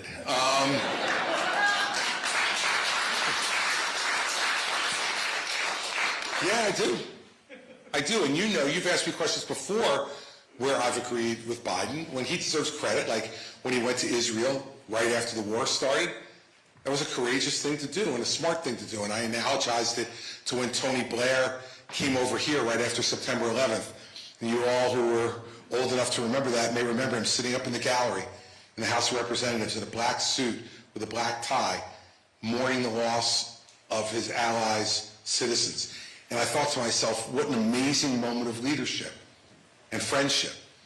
And I think when Joe Biden went to Israel right after they had been attacked and stood with the Israeli government, it was a great moment of leadership by President Biden. He deserves credit for it. There's lots, as you know, that I disagree with him on, but when he's right, he's right. And on that speech, at least that section that you read to me, yeah, I would have said that. probably have come close to saying that over the course of the last, number of months. And the fact is that points out the way I would act in response to your question, right? You just had the first test. Now, I don't know, but I'm pretty sure that if this were at DeSantis town hall, or this were a Haley town hall, he probably wouldn't have gotten to ask that question, for sure, because they would have screened him beforehand, and they already know he's a bit of a pain in the ass, so they wouldn't have, she wouldn't have called on him, right? No, that's what they think, not what I think. I called on him, knowing what I was going to get, or at least suspecting what I was going to get. But when a Democrat deserves credit, I give them to them. In 2012, when Hurricane Sandy hit my state, it was 8 days before the presidential election. People hate you. I know that. And I knew Barack Obama was going to want to come and visit. And my staff said to me, you got to be careful. You were the keynote speaker for Mitt Romney at the convention. You're his biggest surrogate. You've raised more money for Mitt Romney than anybody else in America. And now, 8 days before the election, Obama's going to come here. And I said, yeah, and we're going to welcome him. Because our state just sustained the second worst hurricane in the history of this country. We lost 346,000 homes in 24 hours. And the President of the United States wants to come and see it and help us. I'm going to be there to welcome him. And I did. No, I didn't hug him, by the way, wise ass. I shook his hand. And angry, hostile members of my own party called it a hug because I also gave him credit for having done the right thing and not looking at me and saying, well, he's the governor who's supporting Romney and has been running around the country beating the bejesus out of me. Why should I go to New Jersey and help them? No, he didn't do that. He got on the plane and came. And he could have been just as angry with me as I was with him about his policies, but he put his job first, and I was going to put my job first. And, at the end of the day, that's what we take an oath to do. And so when Biden does something good, I'm going to say he does it good. When he does it bad, I'm going to say that too. And we should be judged on the totality of what we do. And I wouldn't do anything different if I had to do it again in Sandy. Now, I'll show you. You stand up because we're friends now, okay? I want to show you exactly what it was between me and Obama. He got off the plane. You're me. I'm Obama. Shook hands and Obama went like this. That's right. No, I didn't do that. Obama went like this. That was the hug. That's right. Now, I'm from Jersey, man. That's not a hug. That is no hug. Do you think he played you? No. I think he cared about the fact that my state had been destroyed and he wanted to come and see it for himself. Now, did he know by coming there that he would look like a bipartisan leader? Yeah, but let me tell you another part of the story that doesn't get talked about much. Storm happens Monday and Monday night. Tuesday morning, Obama calls and says, I'd like to come tomorrow. Is that okay? I say, yes, Mr. President. Where do you want to meet? Atlantic City Airport. Great, I'll meet you there. Our staffs will work on the details. Great. Right after I got off the phone with Obama, I called Romney. And I said, Mitt, I just need you to know, Obama's coming tomorrow. Mitt said, I figured he would. I said, you come on Friday.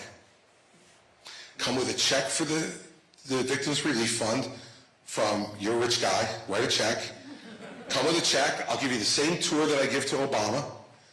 And you could say, when you get elected president next Tuesday, you wanted to make sure you were 100% ready to deal with the crisis and the rebuilding of the state. And he said, I'll think about it. I said, good. He never came.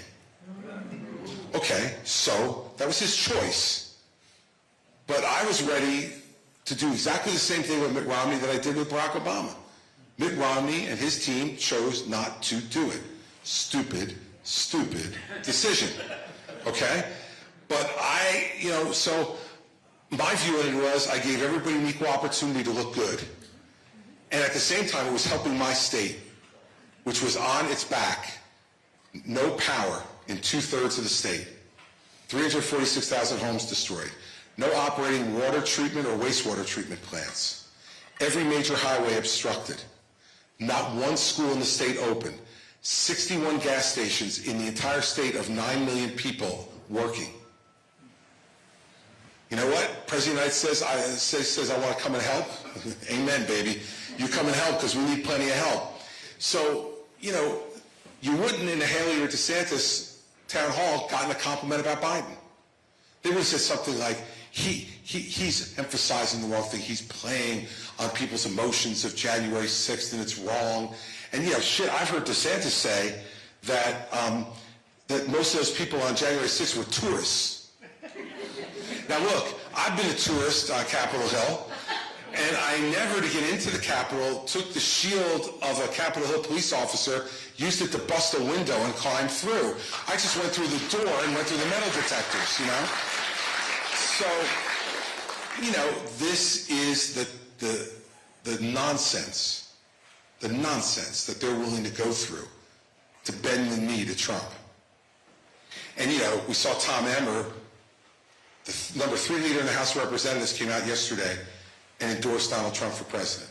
I've known Tom Emmer for 14 years. I campaigned for him in 2010 when he was running for governor in Minnesota. And he's a really good man. And I have no idea what he's doing. He ran for Speaker of the House, and Trump sent out a social media post to everybody saying, don't vote for Tom Emmer. He's an awful human being. Emmer doesn't win. Like 2 months later, Emmer's endorsing him? And you know what Trump said in the New York Times today? He said, of course he endorsed me. They all bend the knee. And why? And because they care more about having the title than they care about doing the job. Because they're afraid that Trump will sponsor someone to primary them. Because they care about being called congressman. Let me just make something clear to all of you. I've already had plenty of great titles. I've been U.S. Attorney, I've been governor, husband, father, son. I got enough titles to last me the rest of my life. I am not selling my soul to get another one. And Nikki Haley and Ron DeSantis are willing to sell their soul to get another title or curry some favor with people. That's their choice. My choice is different. And you should think about who you want sitting behind the desk in the Oval Office making those decisions. Someone who's willing to sell their soul, or someone who's willing to stand up and take the heat that I took in 2012 because I was decent to the President of the United States of America when he came to try to help my state. I wouldn't do anything different if I knew everything I know about the abuse I've taken about that for the last 11 years. If I knew all of it, before I picked up the phone from Obama, I would have still said, yes, sir, Mr. President, where do you want me to be? Because that's what a patriot does, and that's what someone who takes an oath to serve people, not party, does. And that's what I do as president.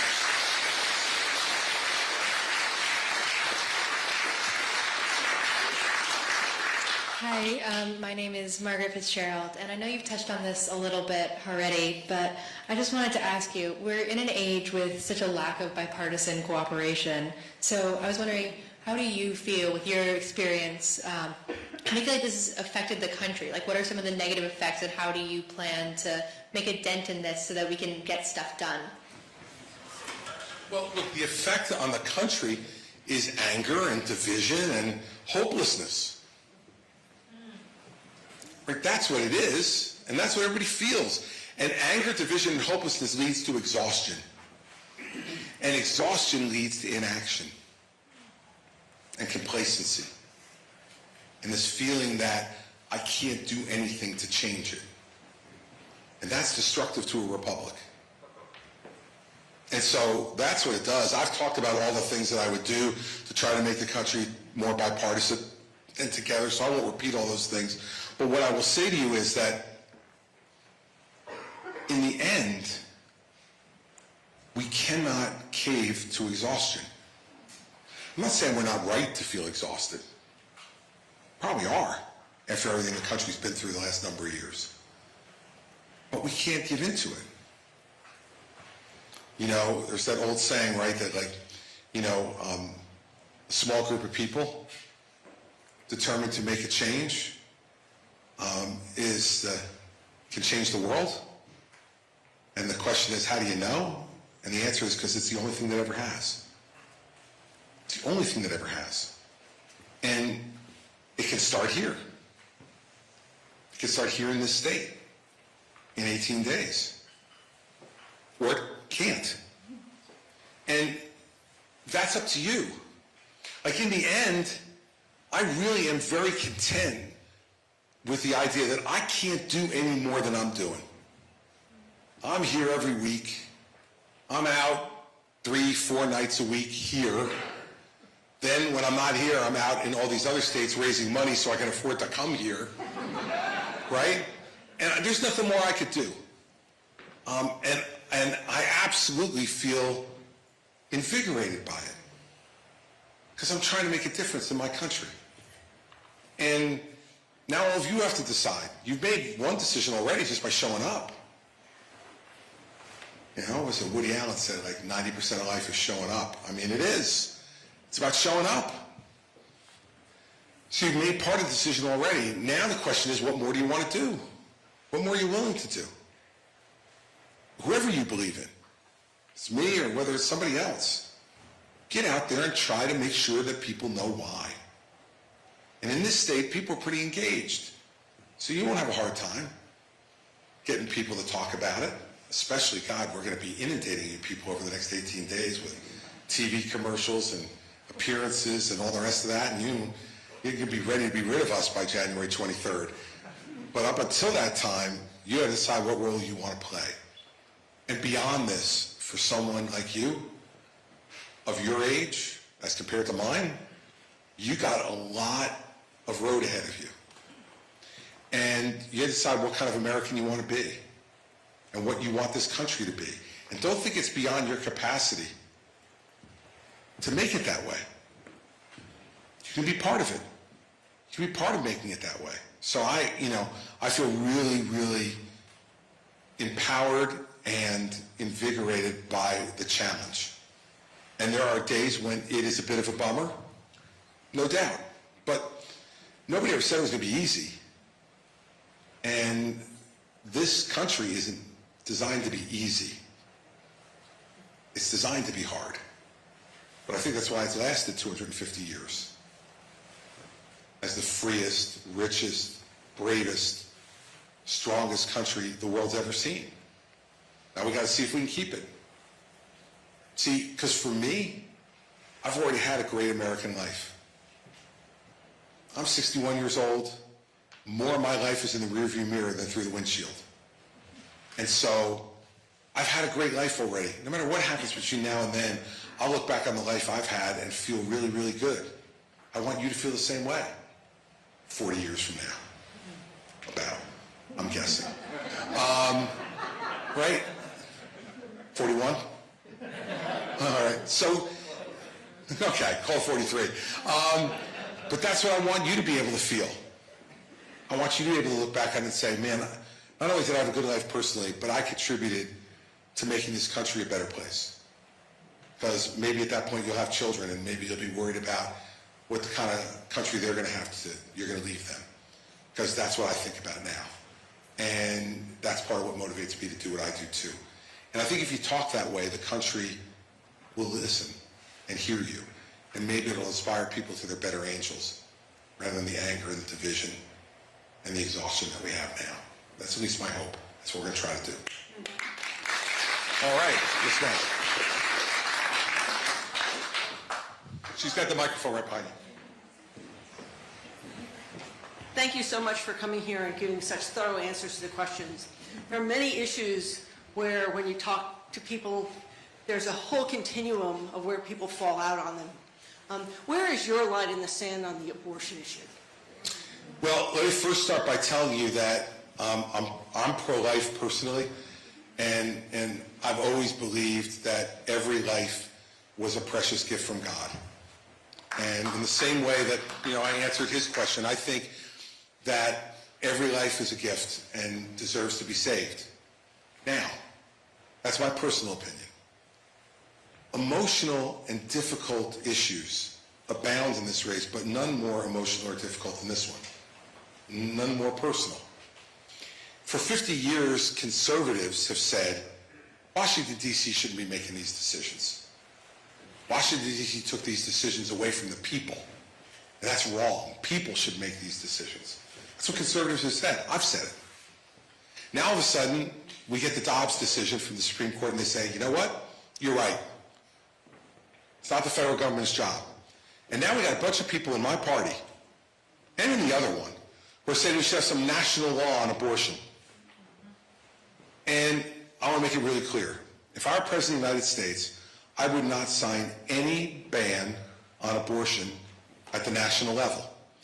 I believe that the state should make these decisions and the people of the state should make these decisions. So here in New Hampshire, you should be able to vote on what the law should be. And in New Jersey, they should be able to do that. And in Wyoming, they should be able to do that. And yeah, we're going to wind up with different laws about abortion in different states. It's no tragedy, okay? I would much rather have you making that decision than these jokers in Washington, D.C. Because now, it's not the Supreme Court anymore, it's Congress. And every time Congress changes, the law will change. So when the Democrats have it, and they're in control, we'll have, like we have in New Jersey, where the Democrats are all in control now, abortion up to 9 months. Then you'll get a set of Republicans who will be in charge, and then you'll have a 6-week ban on abortion. And it'll go like this. And how are women in this country supposed to be able to make these decisions when the laws change back and forth depending on the parties? And the fact of the matter is that I don't even know these guys could figure it out. I mean, it's the same jokers who took 3 weeks to pick a speaker after they fired one. You think once you fire somebody, you'd have somebody else in mind, right? Or they held up 400 military promotions over this issue. When those men and women earned those promotions, the people in uniform needed that leadership, and they held that up over this issue. You want to put the issue of life in their hands? No thanks. So I think as president, you need to make it very clear. This is a state issue, and the people of those states should make the decision. And I'm willing to live with whatever decision you make. Look, in New Jersey, it's 9 months. That offends me, personally. Okay? I got two choices. Work to try to change the law, or move. But if it's a national law, where am I moving? I'm not going to Canada. I have nothing against Canada, but I don't want to live there. At least if the individual states decide, and it is the most important issue to you, and your state laws, you can't change them and they bother you, you can move to a place that has laws that are more agreeable to you. That's why I trust people to make this decision, not politicians. And remember, I didn't trust judges to make it either. I want people to make these decisions. And remember in this race, Ron DeSantis and Nikki Haley have both said they would sign a 6-week ban. Now, Nikki doesn't say that when she's in New Hampshire. When she's in New Hampshire, she says, I want to be compassionate. We need to care about people and let people know that we care about them. I don't know what that means. But when she goes to Iowa in front of the evangelicals, she says, I'll sign a 6-week ban. So I don't know what she'd do. And neither do you, and that should worry you, in my opinion. Ron tells you what he'll do. He signed a 6-week ban. He signed it in Florida, and something interesting happened in Florida today, didn't it? They secured enough signatures to put the issue of abortion on the ballot in Florida this November to overturn the law that he signed. Now, I don't know what the result of that is going to be, but this is the experiment in democracy I want. There are enough people in Florida who didn't like the law he signed, so they signed a petition to get it on the ballot. And now everyone's going to get to vote in Florida. All of them. And then we're going to see where it lands. And wherever it lands, it lands. But at least the people got to decide. That's what I want to happen all across the country. That's where I am on that issue. All right. I got the signal for last question, so I will go to you right there. And they're coming around.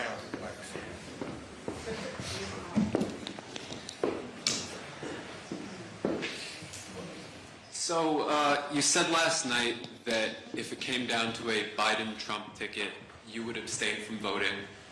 We both know that only one of those candidates wants to demolish democracy.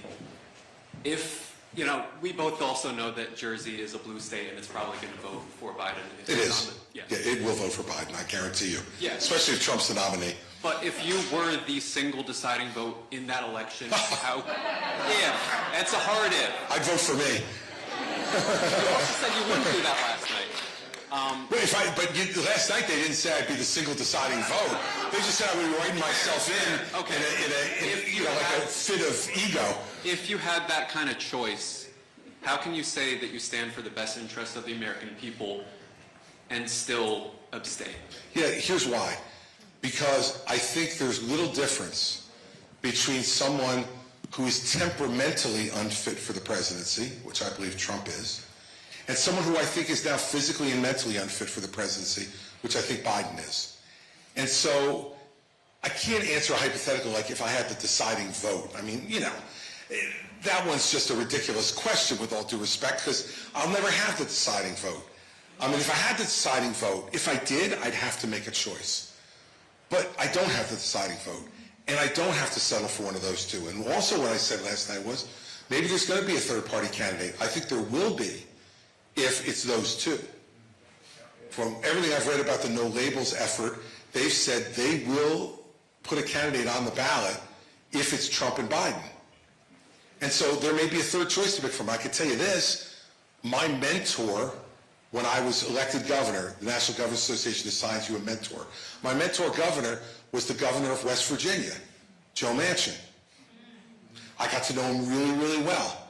Let me tell you, Joe Manchin would be a really good president. And, I like him a lot on a personal level. I don't agree with him on everything. And he wouldn't be my first choice. But if you then said to me, of those three, who would you vote for, it would be a lot easier. So what I said last night was, if it's just Trump and Biden, I'm not voting. But I also said last night, I don't know if there's going to be a third choice.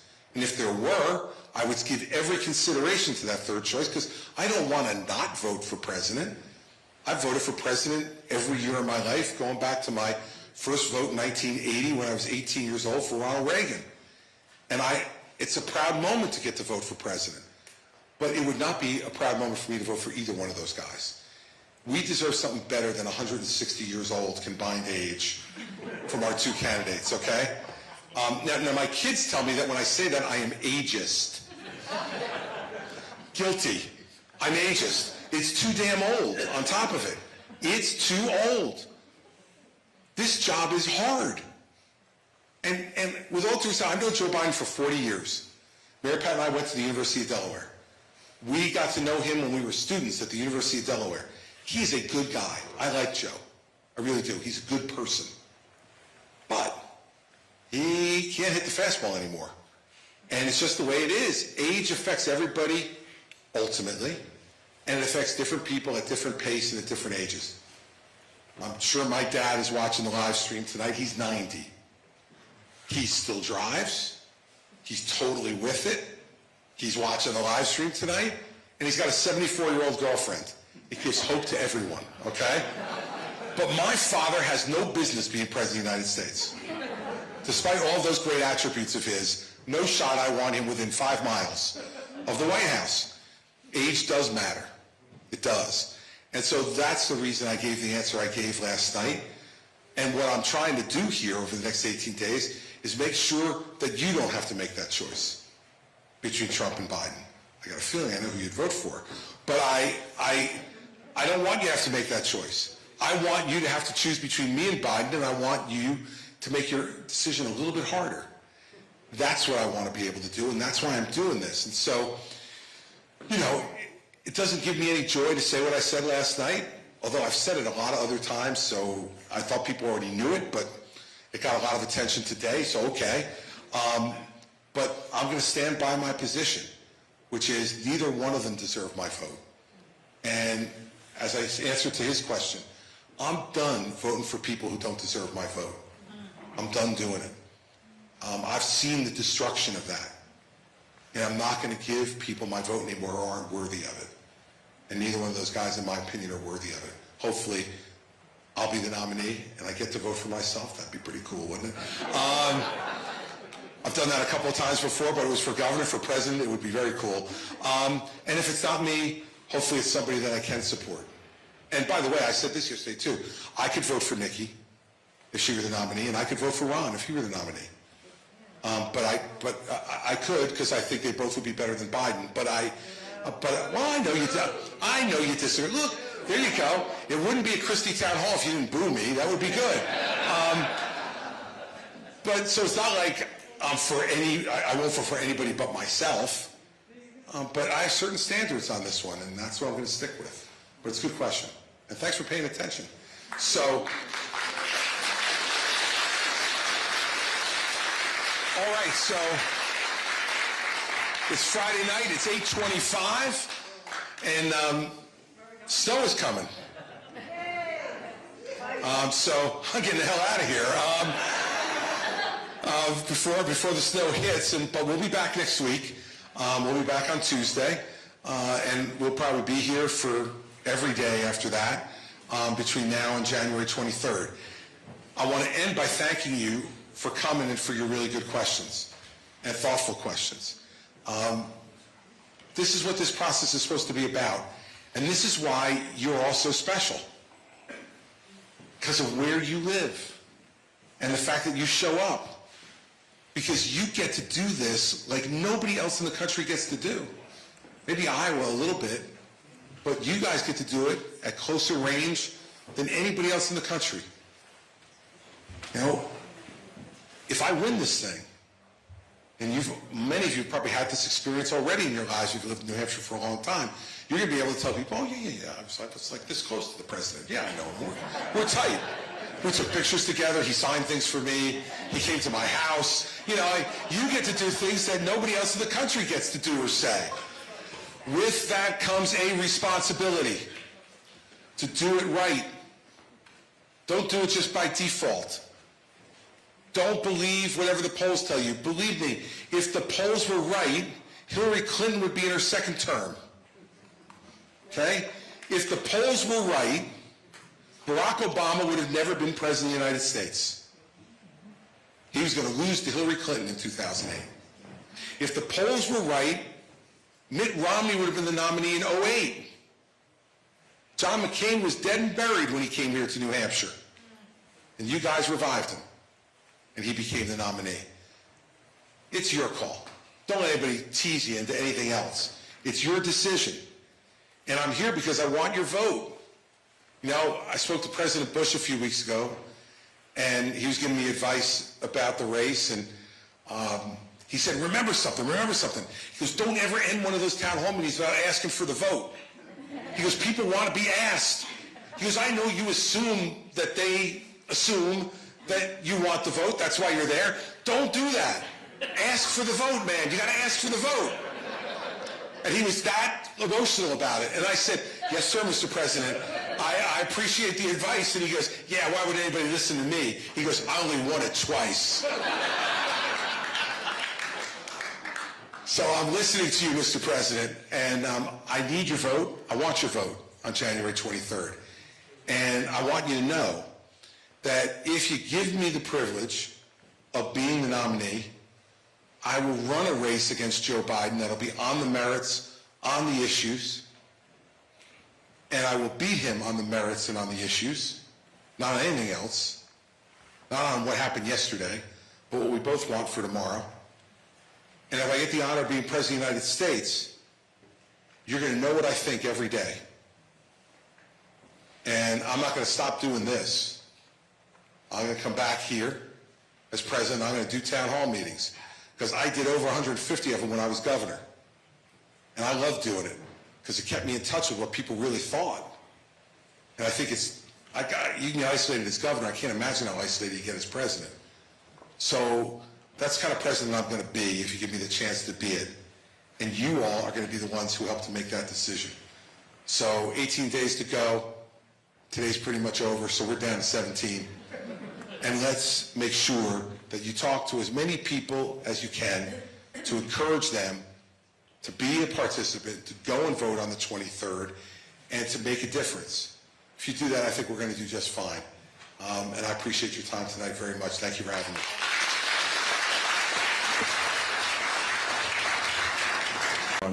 If we are going to keep in concert with the spirit of this country, I don't know how anybody could want to be president of the United States if they don't love America. And you cannot love America if you don't love every American. Love the Americans who look different than you. Love the Americans who speak different than you. Love the Americans who think different than you. Love the Americans who believe and have faith that is different than yours. We've had Donald Trump and other candidates in this race say they don't want people coming to this country if there's not of our religion. We don't have a religion in America. Our Constitution is founded on there being no national religion. Yet we're abandoning that too by continuing to respond positively to the silent song of someone who would actually say something like that as a candidate for President of the United States, meant to only divide. If we don't stand for those principles, we will be the generation that gave this country away. I refuse. When I got into this race, I refused. And tonight, even though I'm suspending this campaign, I am not going away. And my voice is not going away. And I'm going to continue to say all the things that I've said and whatever platforms are permitted to me as we go forward, the very same things and new things that I'm sure I will have the opportunity to comment on as we go forward. Because I'm not going to be part of the generation that gives this country away. I am not going to be part of a generation who willingly stands by and says, it's too hard, he's too loud, he's too strong. That's what defeat looks and sounds like. And the only country that can defeat America is America. And the only people that can stop it are us. So I thank you for the enormous honor to have the chance to run for President of the United States again.